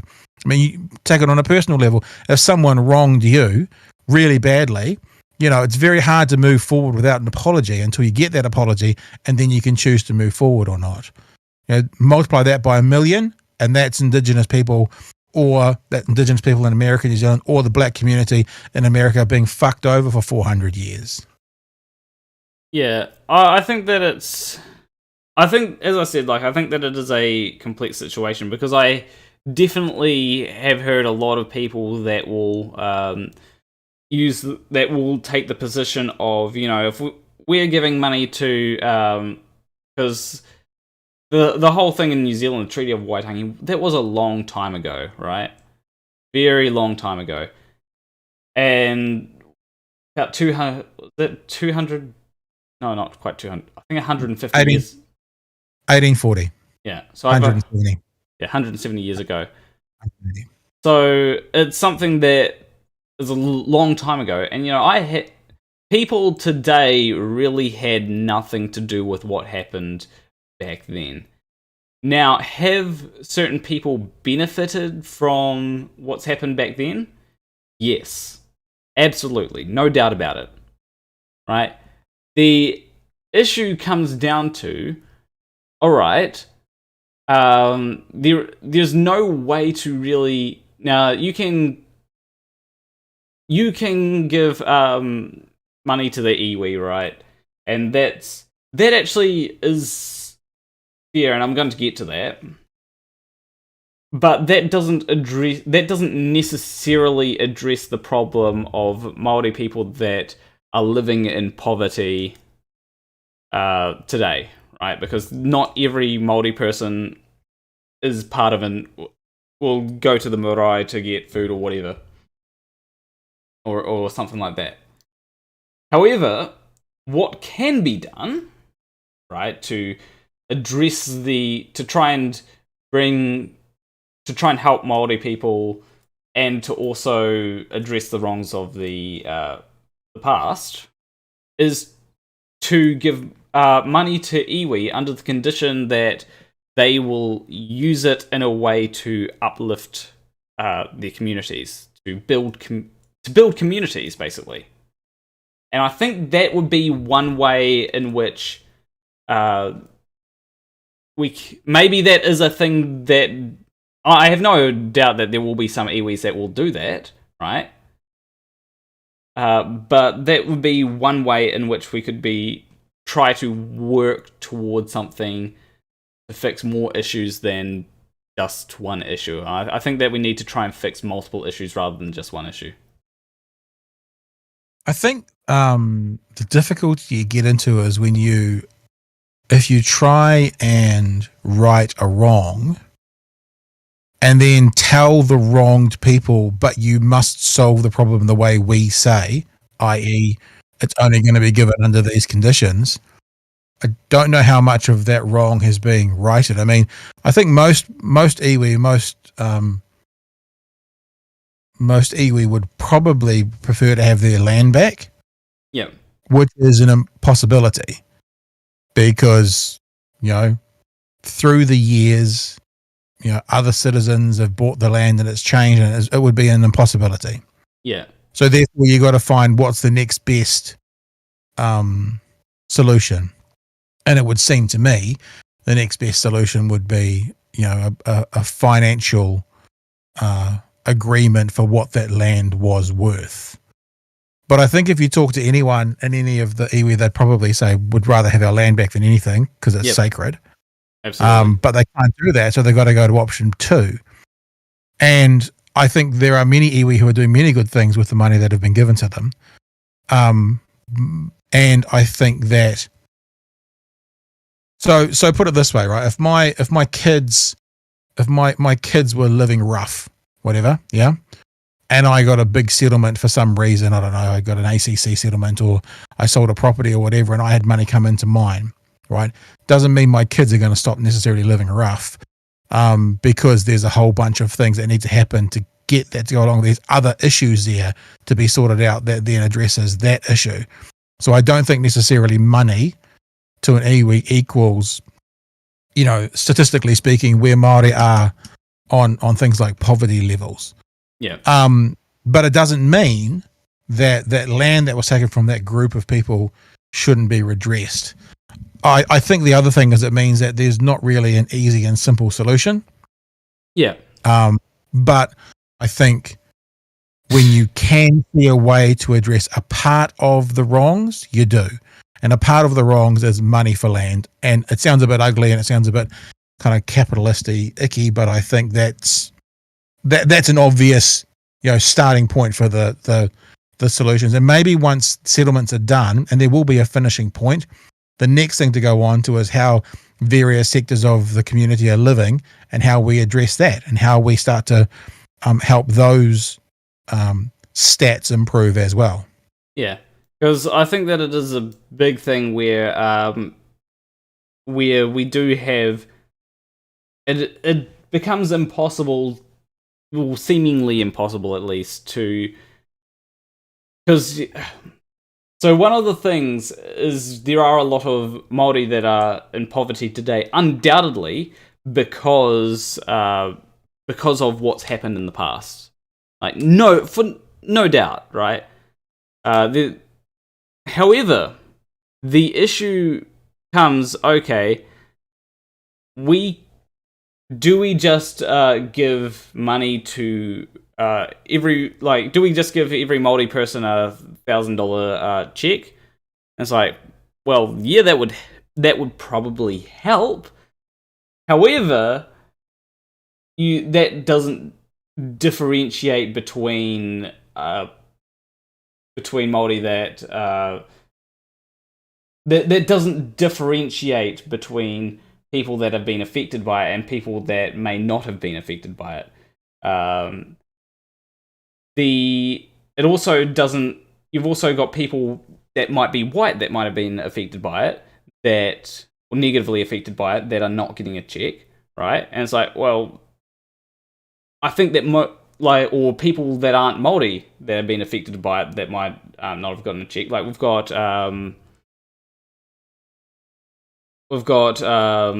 people in New Zealand that are from. We've got a lot of different cultures, like Polynesian cultures would probably have been affected by this in New Zealand as well, right? Yeah, but we've got a bicultural agreement. We're a multicultural country, but we've got a bicultural agreement. So when people get confused about, I'm not saying this is you, but when people out there get confused about, when we keep talking about a bicultural country, that's because the agreement is bicultural. The community is multicultural. So we have an agreement with Māori. Like when I say we, I mean the crowd, not me. As someone's pointed out, it's kind of weird two white fellas talking about this. And I think that's fair to acknowledge, because probably one of the biggest points about this is really the people to comment on this and to decide what they feel is right to recourse is Māori. Yeah. Because they're the ones who have been wronged. If I'm wronged by you, it's not up to my neighbour to tell me what I need to feel that we've sorted out our bullshit. It's up to me. So that's actually a really, I think, important point to make. The point that I was getting at, right, is the point that I was getting at is there are people that have undoubtedly been hurt by this, right? Now you can give, as I was saying, you can give them money, right? But then there are other people that would have been hurt by it that would also not get money. So maybe that isn't the best solution. Another solution is to give money to the iwi, right?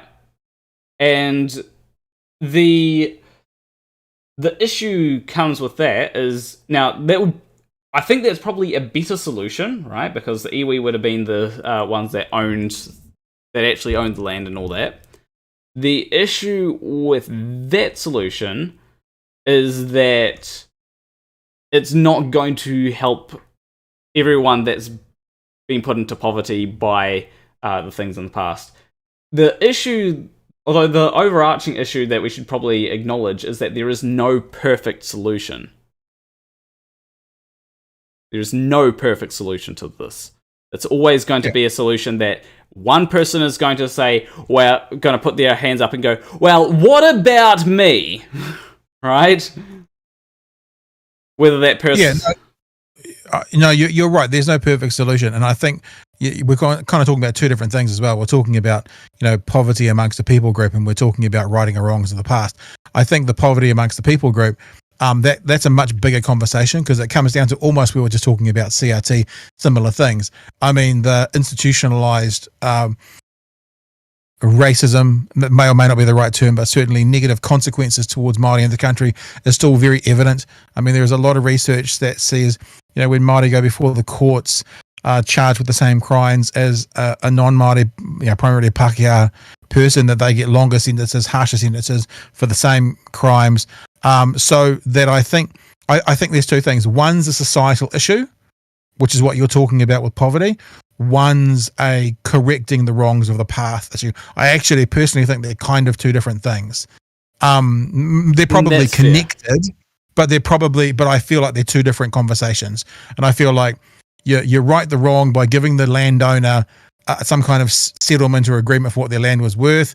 You then move on into the areas, well, we should be doing it now, which I think we are, move on into areas of this is how this society was set up. I mean, again, as a talkback host, I talked to many people who told me in the 1950s when they tried to speak their native tongue, which was Māori, at schools, they got strapped for it. Yeah. You know, this is the land you're coming from. We've been, and one of the reasons Māori are vaccine hesitant at the moment is their distrust of the government and what's happened to them in the past. And I get that.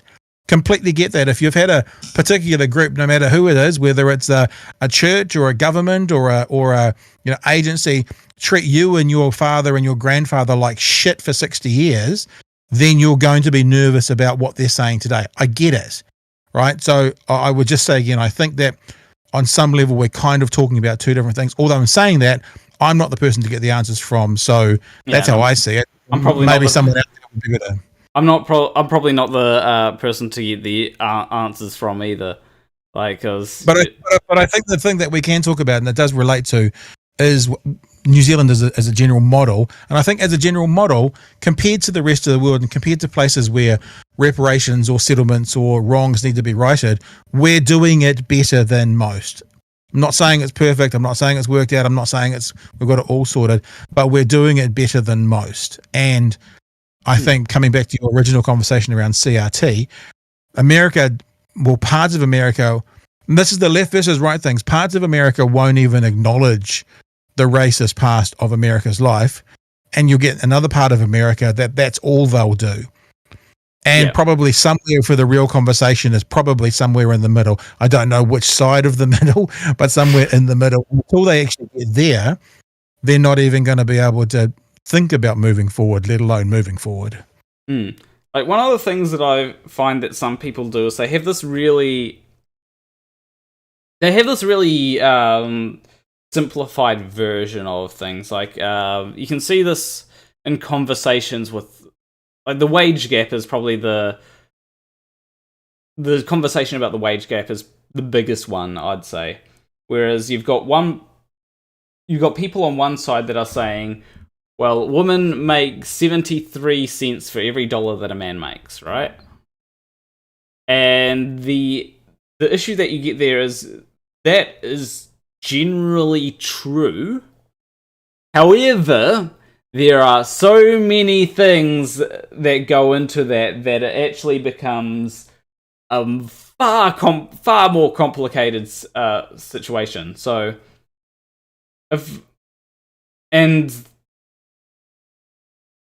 you've got people that will say, well, that's just down to the choice of woman, right? And it's like, to an extent, yes. However, there are definitely cases where women have been denied a promotion because they might get pregnant and enjoy being a mother too much. That is literally a thing that's in the Activision lawsuit. There have been cases where women might be hesitant to go into a job because they've heard of the horrendous treatment that women, a potentially high-paying job that they'd like to get, but, maybe they don't go into that because they've heard of the horrendous treatment of women in that sector. There's so many things that that give, like, both sides might try and have a oversimplified version, but you got to look at the nuance, and I feel like a lot of people aren't looking at that nuance. Yeah, I also think we got to be careful to look at trends versus anecdotal evidence. There is always going to be individual situations where a person, in this case you're talking about women, or a woman, is treated very poorly in a particular job, or even a workplace is treating women very poorly. But that's not representative necessarily, and I'll say necessarily because I don't need to debate this with anyone, of what the trends are across the whole of the workspace. I think that from what I've read, and this will be controversial to some, that if you look across the trends of all jobs and all women, that women typically work in lower paid positions. The question is not, so let me say this, women typically work in lower paid positions and lower paid industries like caregivers and that kind of stuff, and nurses and rest homes and all those sorts of places, service industry jobs. My question is, why is that the case? Is that because that's a question of a systemic issue, or is that a case of, as some people would have you believe or have us believe, that that's because that's where women would prefer to work? See, that to me is the question first, because if it's that, yep, go. I'd say, or is it due to cultural things? Like culturally, women are seen as nurses and men are seen as doctors. Yeah, well, that would be a systemic issue. That would be if that's what we're talking about. Or is it that women make better nurses because women are women more nurturing? And I know saying this publicly, some people will disagree with me straight away, and they'll say men and women can act just the same. There are two strains of thought around that, and I'm happy to accept either of them. And the argument is that men and women are the same and they can do anything. But I'm also happy to accept that men. Put it this way: I think men probably are better dig ditches. Dig ditches? They dig ditches better than women, purely because Ditch of strength. diggers. That's it. Is that the right word? Ditch diggers? Anyway, so jobs that involve a large amount of strength in general. I mean, look at Valerie Adams. She'd kick any one of our asses and be 3 times as strong as all of us. But that's anecdotal. She's an exception, not the rule. The rule is men are generally stronger than women. Jobs that involve strength generally suit men better. Now, as soon as I say that, jobs that involve strength generally suit men better, does that mean jobs that involve other attributes generally suit women better or not? I'm just asking that question there. And if it is it the case that nursing suits women better because of their attributes? Now, no one came at me because I'm not saying that's the case. I'm saying answer those questions first, then you can get onto the conversation around pay. I'd also point to other fields as well, because sure there are those fields which more strength would definitely help, right? And that would be suited to one gender over another. But then there are fields where it doesn't, where it's mostly brain power. Mm-hmm. So, for example, programming, right? There might be a few things that require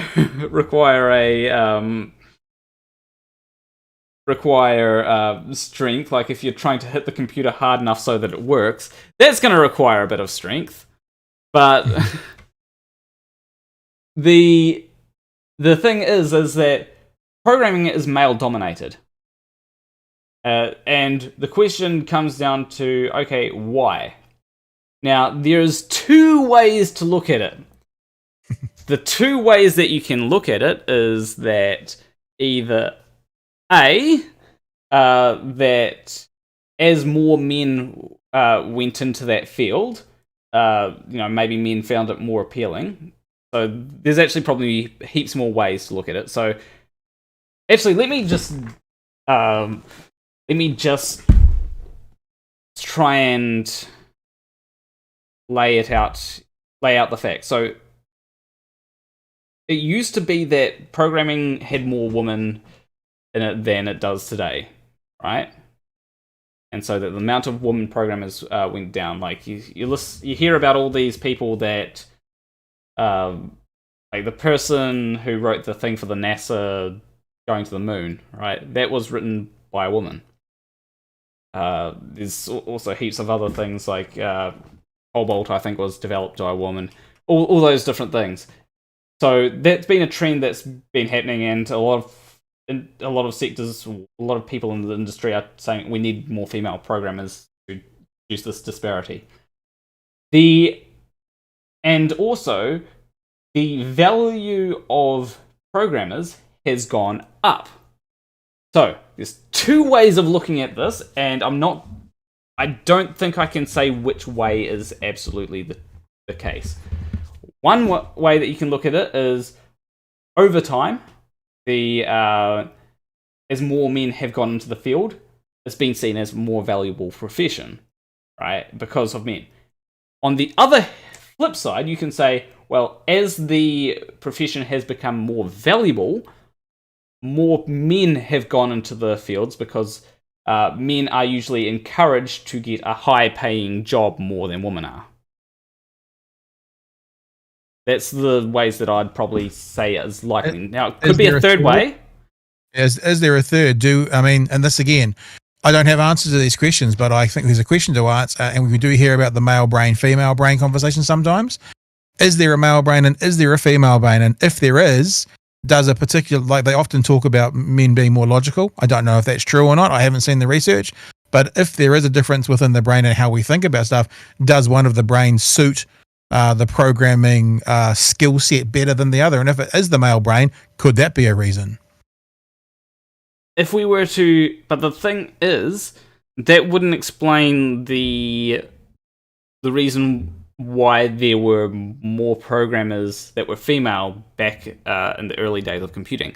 Now, no, it could, because it could have started off in a way and nobody knew then, because there was no programmers. Then it started, and so it started off that way, and then it was evidence came out that actually guys are better at this than girls, and so they started to cross over, and then eventually guys took over. Again, not saying that's what happened, but that there is still a logical argument that you could say why that did happen.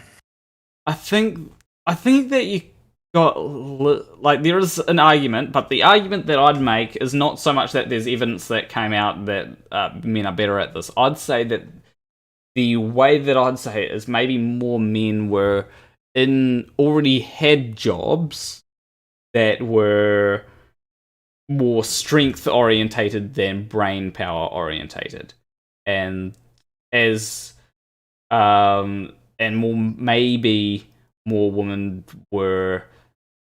had more free. I don't know. Like, it's very hard to try and create this kind of argument, because it seems like there would be a lot of assumptions that we've got to throw on. I think that it's far more likely that it's a cultural thing, right? I think that it's far more likely that men are generally expected more to. I think that men are generally expected more to get a high-paying job than women are, right? Because men are often still seen as the providers over women. And so there's more pressure on a man to get a higher-paying job than for a female, and therefore men tend to go after high-paying jobs. Females tend to go after lower-paying jobs, and therefore that's why I'd say that a lot of the split is seen. I think that a lot of it is down to culture of women being seen more as nurturers rather than. That's why they end up more in daycare and teachers, and men are more seen as, career providers, and that's why they go after higher paying jobs. And also, they'll be more likely to be a farmer or something like that. So I think there's a way to find out an answer to this, not necessarily with you and me, because it would need to be the research. If it's about higher paying jobs, then who is working in all the low paying programming jobs? Because there'll be lots of startups up there. There'll be lots of, jobs out there that aren't high paying, that is grunt back end stuff, that is, writing code and changing code for WordPress blogs and that kind of stuff. If they're mostly men, then that would be dispelling the high paying job, because I wonder if there's a lot of programming that's lower paid jobs. I don't know the answer to that, but there might be research on that. And the other thing that I'm interested is, you said of women, and part of this conversation, are they seen as better nurturers? That's why they're seen in those industries. I guess I would ask to the universe, is it that they're seen as better nurturers, or are they better nurturers? That would be an interesting thing, because I think a lot of the time we talk about, people being seen a certain way or something being seen a certain way. And I always kind of go, well, okay, let's forget if they're seen that way. Are they or aren't they? So if women are seen as better nurturers, you could probably put that down to, a systemic issue that needs to be sorted out, because that's a cultural thing which may not be relevant. If they are better nurturers, then that seems to make sense in those kinds of roles. You know what I mean? I think that also, I think that we've also got to realize that sometimes the way that people are seen impacts the way that they are. So I think that women probably are better nurturers, but that's probably due to a lot of that's probably in part at least due to the fact that that's the way that they're seen. So you don't think that's more? You don't think that's more leaned towards that's because of biology, that they're why they're better nurturers? I think it's probably. I think that a large part of it probably comes down to the way that they've seen. I don't think that it's like it's like I'm trying to think of a good example of like programmers, right? Yep. They are often seen as like recluses that never go outside, right? Mm-hmm. And now you could make an argument that they became programmers because they are recluses that never go outside, but it could also be that society says that they're recluses and that they never go outside, so that they're more likely to become that. And I think that both sides of that coin probably have some merit, and it's somewhere in between. It's just hard to find out where exactly. Yeah, okay. I think that's fine. That there is probably a contributing factor for both how you're seen and I said biology. But I guess I would then ponder the question: is if it's how you're seen, is it just coincidence that it would appear that all cultures, all societies, all demographics, all races, all classes, all wealth, it seems like everyone in the world seems to see it the same way, that women are, well, I say females because female's the sex, isn't it? Women's the gender. So females are more nurturing. So it would imply to me, and I'm not an expert and haven't done the research, that maybe it is more linked towards biology than not, if it's a consistency across all cultures and races and countries and everything, that the female participant in society is more nurturing. I'd say that there might be a bit of biology there to imply that. However, there is one bit of biology that we can definitely point to that might explain the perception there, and that is the fact that women give birth. Right? They have to carry the child around for 9 months, and then they breastfeed the child. Right? That thing there would definitely, the fact that the woman has to breastfeed the child, you know, you can't, men's breasts don't produce milk, right? At least most men's,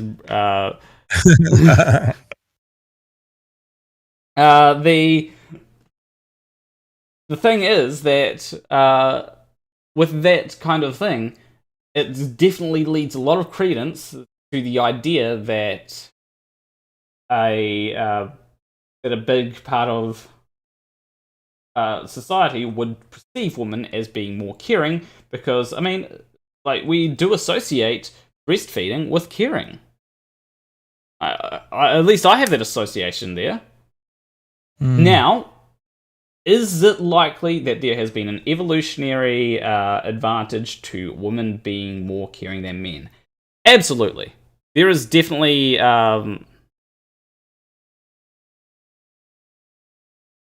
there's definitely a thing there. And I actually, okay, PJC Net actually just made a good point.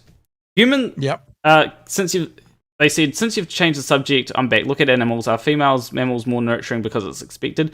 Humans can override instinct, and if people want to, then fine, but it's still there. And I think, that humans can override. I think that we can definitely override our natural instincts of being, more nurturing or. But I agree with that. And my first question is: do you really think PJC Net is back, or they didn't really go anywhere? I suspect they didn't. And here's the thing, right? And I think this is a really interesting conversation. And I got to say, unfortunately, I've got to be out of here at 11:30 because I've got to go and service some clients. But why would we want to override it? Surely, if we have if I have a natural skill set to be a rugby player, if that's my natural skill set and the best thing I can ever be, it's actually built into my DNA. It's not, but let's say it was. What would be the point in wanting to play baseball? Like if I could be the best in the world at being a rugby player, why would I override that and try and do something else? If we have it built into our DNA that, as mammals, we're nurturing, surely the best, most successful you can be in life, in a job, in a role, is to use that DNA, not fight against it, to do something else, isn't it? Well, yeah, I'd say that's if that's what you want to do. However, I think that there can be some harm in the way that cultures say, okay, you are a woman, you are a man, you should be doing this. Yeah, look, I do agree with you. I realise how I just came off, made it sound like I think all women should be in the kitchen tied to the stove. I'm not saying that, but I think what I'm saying is, if that's the case, right, and if what PJC Net, who has definitely been with us the whole time, is saying, is that as mammals, the biology for nurturing is there with females, then I think you'd see the trend, which doesn't mean 100%. It means the trend in females taking those roles. I think that's a fair assumption to draw. Yeah, I think that it's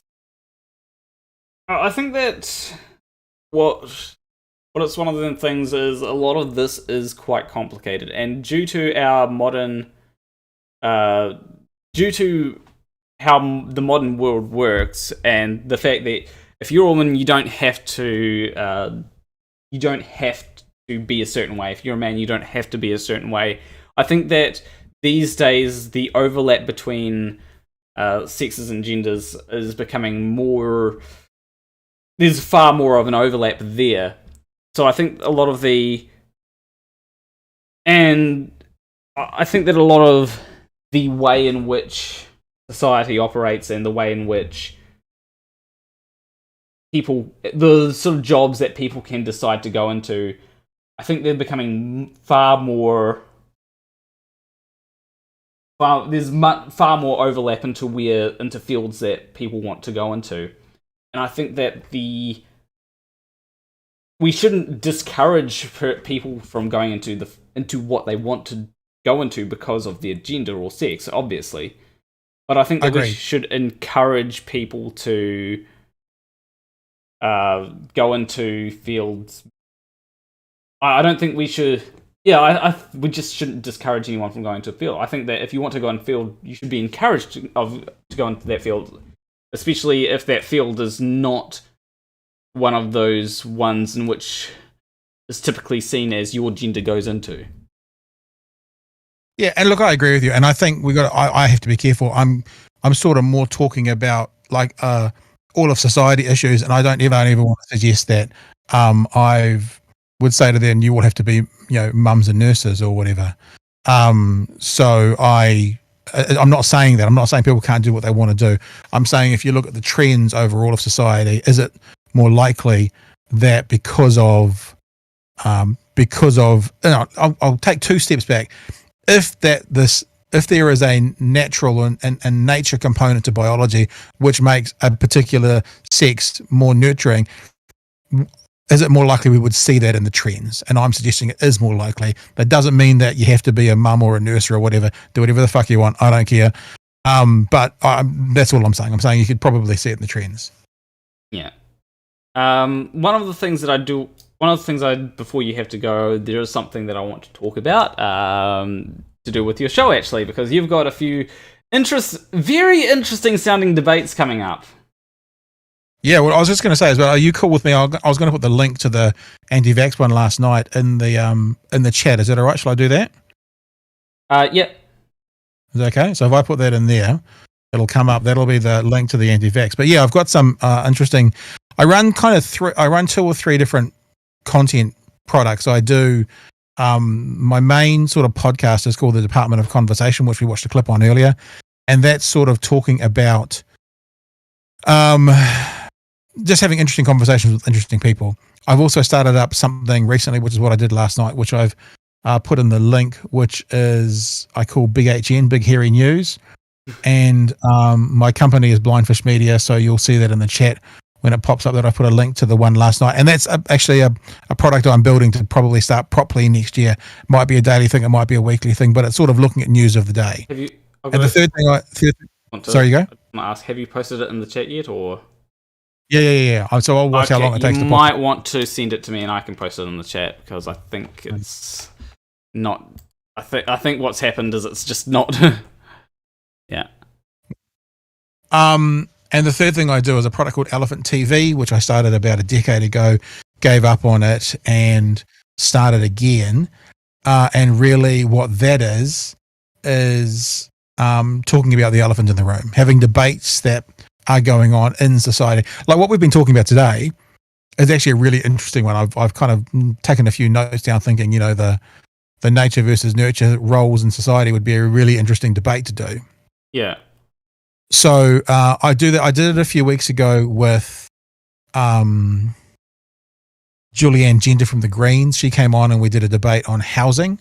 Yeah. Where the Greens are saying that housing should be affordable and whatever it is, affordable and safe and beautiful, and that was our moot for the day.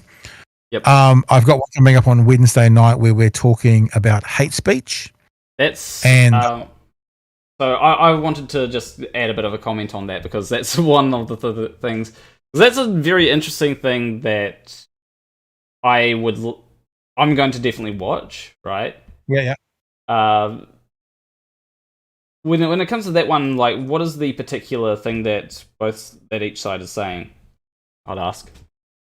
Well, I've just sent you the link to what that one's going to be as well. It's based around the legislative changes that have been proposed by the Royal Commission. We currently have hate speech laws in New Zealand, and what I wanted to do was to have a conversation around, are those changes needed? Like, do we need to amend and change that? Now, from talking to the two participants, and we're very honoured to have the Chief Human Rights Commissioner for New Zealand, Professor Paul Hunt, as one of the contributors, right? And that's a really good get. He's a profiled good guy to have on. After talking about it, we found it a little bit difficult to kind of nail down an easy moot, and it became quite long. Like, are the law changes? So we just pulled back a step, and we just are going to ask the question: are hate speech laws necessary? So that's the moot for the night. Okay. And then within that conversation, we will be having chats about the legislative proposed changes by the Royal Commission as well. Okay. And you asked what we're trying to get out of that. Well, what the two sides are going to be: one person says yes, they are necessary. The other person says no, they're not necessary. Because that's how a moot works. I'm guessing the guy from the Royal Commission is going to be saying yes, they are. He's from the Human Rights Commission. Yes. Yeah. He's saying yes, they are. And we've got a veteran left-wing political activist who writes for a Marxist blog called Redline, Daphne Whitmore, and she's basically saying no, they're not. So it's almost, you could also say it's a free speech debate as well. Like, where does hate speech laws start and where do free speech laws end, sort of thing? Because that's sort of what most people who are doing this look at. They're like, well, if I've got free speech, I should be able to say anything. I mean, I've always said there's no such thing as free speech because, the old adage, you can't yell fire in a theatre. And I say to people, try and threaten the life of the Prime Minister, see how much free speech you've got if you do that. So I always say we've got some free speech, but do we need to give up more free speech now because of the Royal Commission? That's sort of what we're going to be talking about. Now, there is another thing that you've got coming up that, or potentially coming up, that I have to ask you to please do something when it comes to this. So, Sure. You'll probably see on my screen that I have a bit of New Zealand legislation pulled up. Yep. About the self-ID laws. So you're going to be having a debate on your channel about the self-ID laws, correct? Yep. Yes. So, I must ask you to please, for the love of God, please make sure that both sides understand what is actually said in the self-ID laws.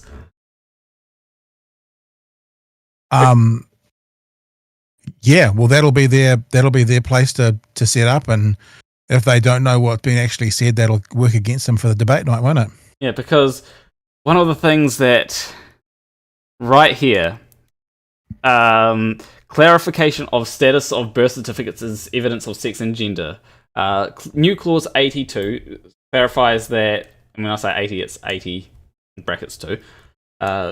Clarifies that any individual, private sector agency, or public sector agency authorized to or required to ascertain an individual's sex or gender for a particular purpose may take into account matters other than the information on a person's birth certificate in accordance with any other applicable legislation and the rules of common law. Okay. That basically means that if you change your sex on your birth certificate, that if you want to get into a woman's gym, they don't have to go, okay, yeah, I'm going to, because you've got female listed on your birth certificate, that I've got to let you, and they can go, well, actually, there's a few other things that we need to clarify. So you're saying, even though somebody has identified themselves as female, yeah, that a female-only gym could still say no? Yes. Out of interest, why do you think it's that important that people know that for the debate? Because a lot of people seem to think that this legislation will mean that a male will be able to just go ahead and change their registered sex on their birth certificate to get into a female gym, which is just not the case. Unless that female-only gym requires you to have a birth certificate to do that, but I don't know any gyms that require you to have a birth certificate. There are some things about prisons using birth certificates, but apparently that there's going to be ways in which they will change that, change the way that it works with prisons. How do you think it would work if, like, if someone turned up to who was female because their birth certificate and their passport said they were female, and they wanted to enter a female gym, and they said, "I'm sorry, you can't come in," and the person sought clarification as to why, and they said, "You don't hit all the markers for this gym of being female." You don't think that would cause like a lawsuit and a discrimination suit and all that kind of stuff? Yeah, that could possibly, depending on what markers they are using, right? Yeah. So, for the gym example, I think that they might try to use something like, they might say, okay, well, you've got to look female, I guess. The issue there would be that it would need to be, that could potentially be discriminatory against certain people, right? Because you could. I think just to because I do have to shoot in a second, but I think that the gym example, the only thing that really they would use as another key marker is surgery, surely, because there are masculine females and there are feminine males, looking. So I don't think looks could ever be, but they may. If a gym was to say, well, you need to have had, at the very least, bottom surgery. And then someone would say, well, I don't have to have bottom surgery to be a female. Now, this is the other thing. It's the difference between women and female, because gender is a social construct and gender is, woman, man, girl, boy, sex is male, female. And that's the change in this one. The change in this one is that you've never been able to self-identify your sex. And that's the change of this legislation. So now they say, I'm female and I haven't had bottom surgery. You can't say I'm not a female. I'm interested where you think that might go in a court of law or a court of public opinion. The thing is with this, it actually the way that it describes sex here is actually pretty much just gender. What they should, I know, which is a problem. Because you don't have gender on a birth certificate, you have sex. Yeah, what they should do is they should just change it to say, rather than say sex, I think they should change it to say gender rather than sex, because the way that they are, I can't remember exactly where Because like, if I find, Are you saying gender on a birth certificate? well, that's basically how they're describing it here. Because here it says an application by an eligible person for registration of the person's nominated sex must specify a male, female, or any other sex or gender specified in regulations. So you're technically, right, your sex can't be non-binary, because non-binary is not a sex, it's a gender. Right? If you were, the equivalent of non-binary would be intersex, from what I can tell. Now, you can, from what I can tell, get non-binary listed on your birth certificate as your sex. But biologically speaking, you can't biologically be non-binary. You can't biologically be gender fluid. Look, this is one of the interesting, and I won't say problems, because I'm in this conversation. I don't have opinions, right? I'm the moderator. Yep. But I can acknowledge and see the holes in this sort of thing. So for time immemorial, sex and gender were the same, right? And then when second wave feminism came around, we were educated that gender is a social construct, right? Gender is a social construct. That means it's different from sex. And in the last few years, let's say a decade, maybe it's more, we've been then educated again that gender is self-identifiable. Now, straight away, there is a logical disconnect here, because it can't be both a social construct and self-identifiable. A social construct is being put on you by society. Self-identifiable is what you say for yourself. Now, I'm not saying one's right, one's wrong. I'm just looking at what it is. And now it seems with this legislation, we're going back to 1950, where people are now talking about sex and gender being the same thing again. So I think there's some confusing parts of this which need to be figured out. And maybe a birth certificate needs to have both sex and gender on it, or maybe a birth certificate needs to have like XYXX on it, or other, for the 1 in 1,666 people that are neither XY or XX. I don't know the answers, but that's the reason we're having the conversation, because there's some interesting things to be figured out. I think that when it comes to the birth certificate thing, I think part of the reason why it uses sex rather than gender is because you don't really know your gender until you are a certain age, right? Like, you may, when you are about 5, that's when you'd probably start identifying particularly with the gender, and usually that gender is pushed on you, right? However, there are some people that when it comes to their gender, they are very uncomfortable with it.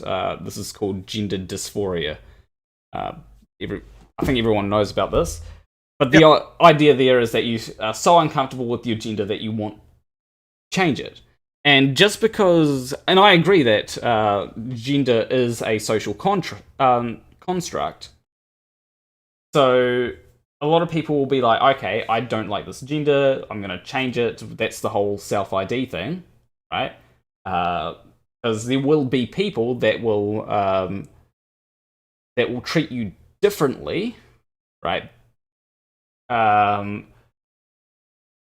Based on like they might see your birth certificate and go, okay, well, you're a male or you're a female or whatever, based on that.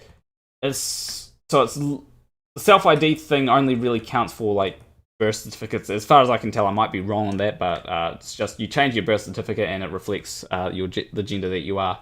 The reason why it's sex listed on it is, I guess that's how it's always been done, and there are a lot of people that still have that. They see sex and gender as the same thing. So it's one of them things which I think that it should just list gender on it, because gender makes it far less confusing for people like myself. But you would also acknowledge it makes it far more confusing for a ton of other people out there as well. Because what I'm going to say is, I was going to bring up a list of them, but you said that change your sex to reflect your gender. So what if you're a gender like a demi boy or a something like that, and how does changing your sex reflect being a demi boy, and how when there are probably literally hundreds of genders now, how does that reflect on a birth certificate, anything? Because to me it's a little bit almost like when you've got infinite options and choices, they almost become meaningless because they don't mean anything to anybody else. They do to you, I completely get that. But if you're talking about a document to show someone else, you've just talked about can be treated away. If it makes no sense in a society we live in, a legal document, what's even the point? Yeah, I guess like one of the issues is that, so one of the things is that you've got a lot of people that will you've got a lot of people that will try and disqualify trans people from being trans, right? Because they haven't gone through something like surgery. So maybe a trans person hasn't gone through bottom surgery, maybe a trans person hasn't started taking hormones. However, you might, as a trans person, you might have been taking steps to change that. You might even be taking steps to pass, like if you are a if you're a trans female, for example, you might be shaving, growing your hair out, or shaving your legs, wearing clothes that are more feminine. If you're a trans male, you might be cutting your hair short, not wearing makeup, wearing a binder, all that kind of stuff to make your appearance more masculine. With a lot of people will look at someone that is trying to pass without taking hormones, without getting surgery, and say, well, they're not really a man, they're not really a woman. That is a thing that a lot of people will say. And when it comes to changing your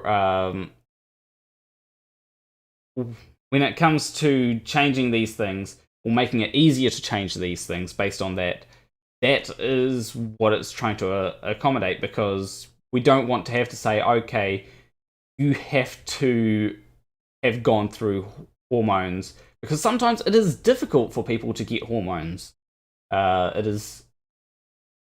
Sometimes they require you to get a gender dysphoria diagnosis, and some trans people don't have gender dysphoria. Sometimes they have gender euphoria. Now, in regards to sex, when it comes to registered sex, that becomes a lot more complicated, because what defines you as a particular sex? Is it your chromosomes? If it's your chromosomes, well, then if you might have XY chromosomes, yet have grown breasts and a vagina, right? I believe there are some conditions in which that can happen. You might have XXY, you might have XX. I don't think it's possible with XX to grow a penis, but there are different conditions, whole lot of them. There's like a huge chart that gets really complicated, so we don't really know like their chromosomes. So we use other indicators like genitalia. Okay, you can get your genitals changed, but getting your genitals changed takes a lot of effort. If you can take hormones, but hormones doesn't change your genitals. It's just changes certain secondary sex characteristics. So when it comes to a particular sex, it is one of the things of where do you draw the line? Can you change your sex? All that kind of stuff. And yeah. I think in wrapping up, because as I said, I do have to shoot off, I think the line has been drawn. and I think the line has been drawn for sex at the moment, which is primarily at birth, with markers, sex markers, meaning external genitalia. But I think questioning beyond that becomes chromosomes. And the thing that's interesting is either XX and XY is the most common, right? Yep. There is one. This is according to the North American research group around transgender communities. 1 in 1,666 people are born who are not either XX or XY. So yes, intersex people are real. Yes, they're a part of our community. Yes, they're out there. It's 1 in 1,666.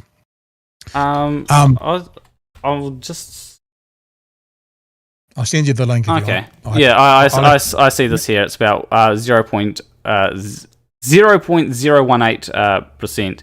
But then there was other estimates that were given. So what I was going to say is, and please, this is not a flippant conversation that I'm trying to talk down. Oh yeah, any absolutely. group. There are fewer people born intersex than are born with hand deformities. So a bigger percentage of the population are born with hand deformities, yet biologically saying we still say you have 5 fingers on each hand. So there are fewer people born who are intersex, either not XX or not XY. So we've drawn the line in there that says there are 2 sexes, many genders, 2 sexes, and intersexed as well. And I think that's the line that's been drawn at the moment. And I think on birth certificates, there's nothing wrong with male, female, and maybe X or another option for intersex people. That seems to be a system that's working. I don't have a problem or a fear or anything about the gender conversation.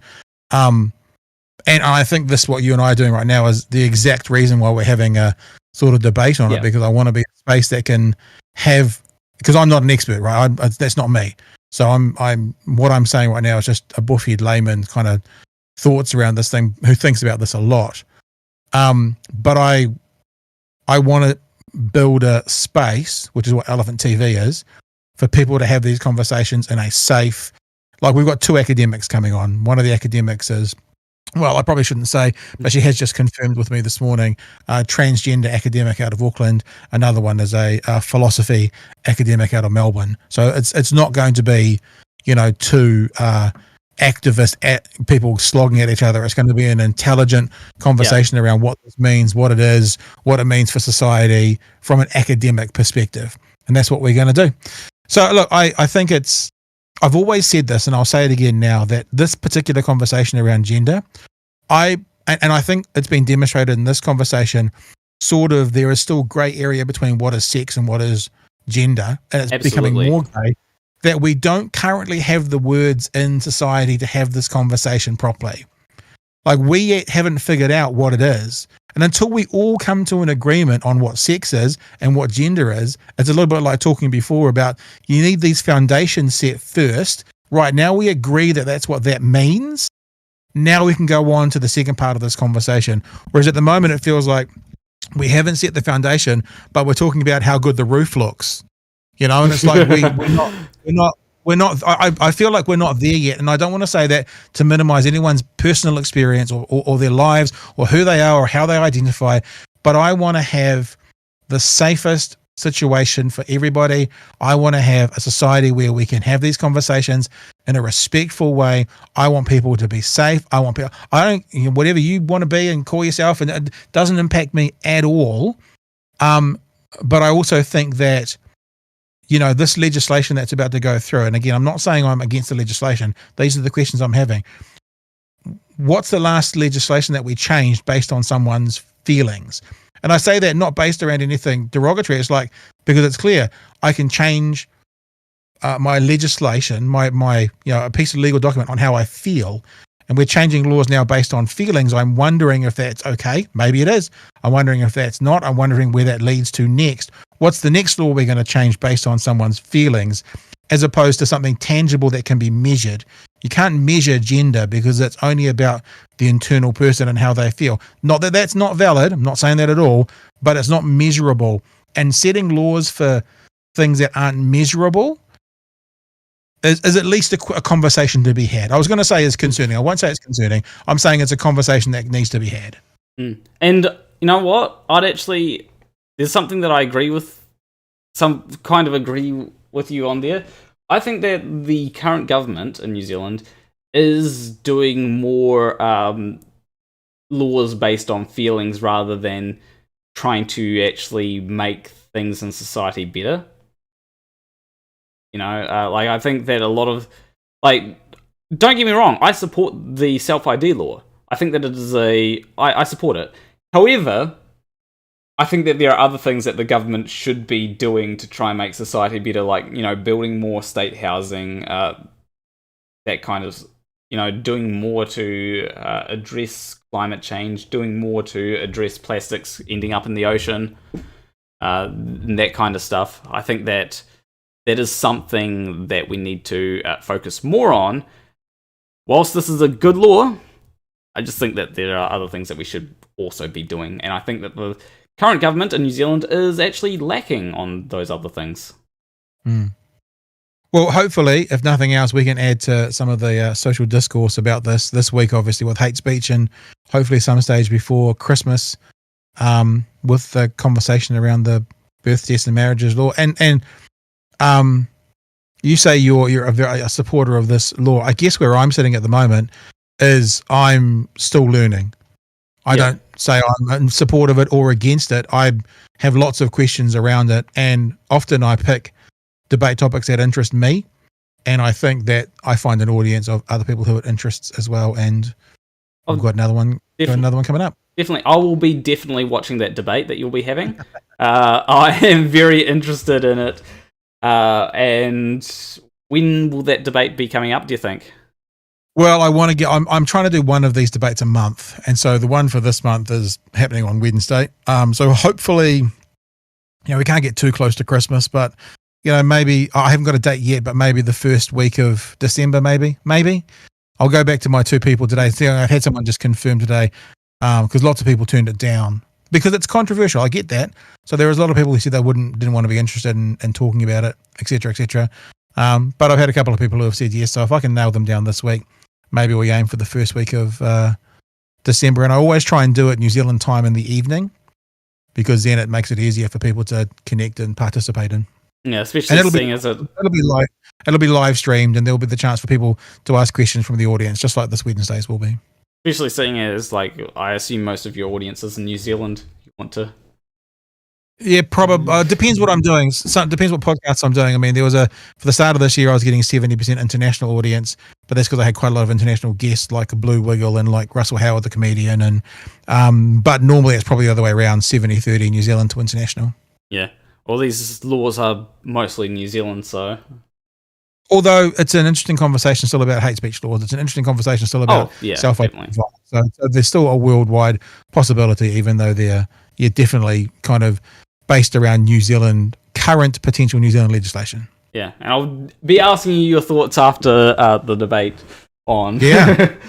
Because it'll be interesting to see how people's minds have been, how people's opinions have been formed, Yeah. All right. Hey, it's been lovely to talk to you today. It's nearly up to 3 hours. I've got 3 minutes to get my radio advert made for my client.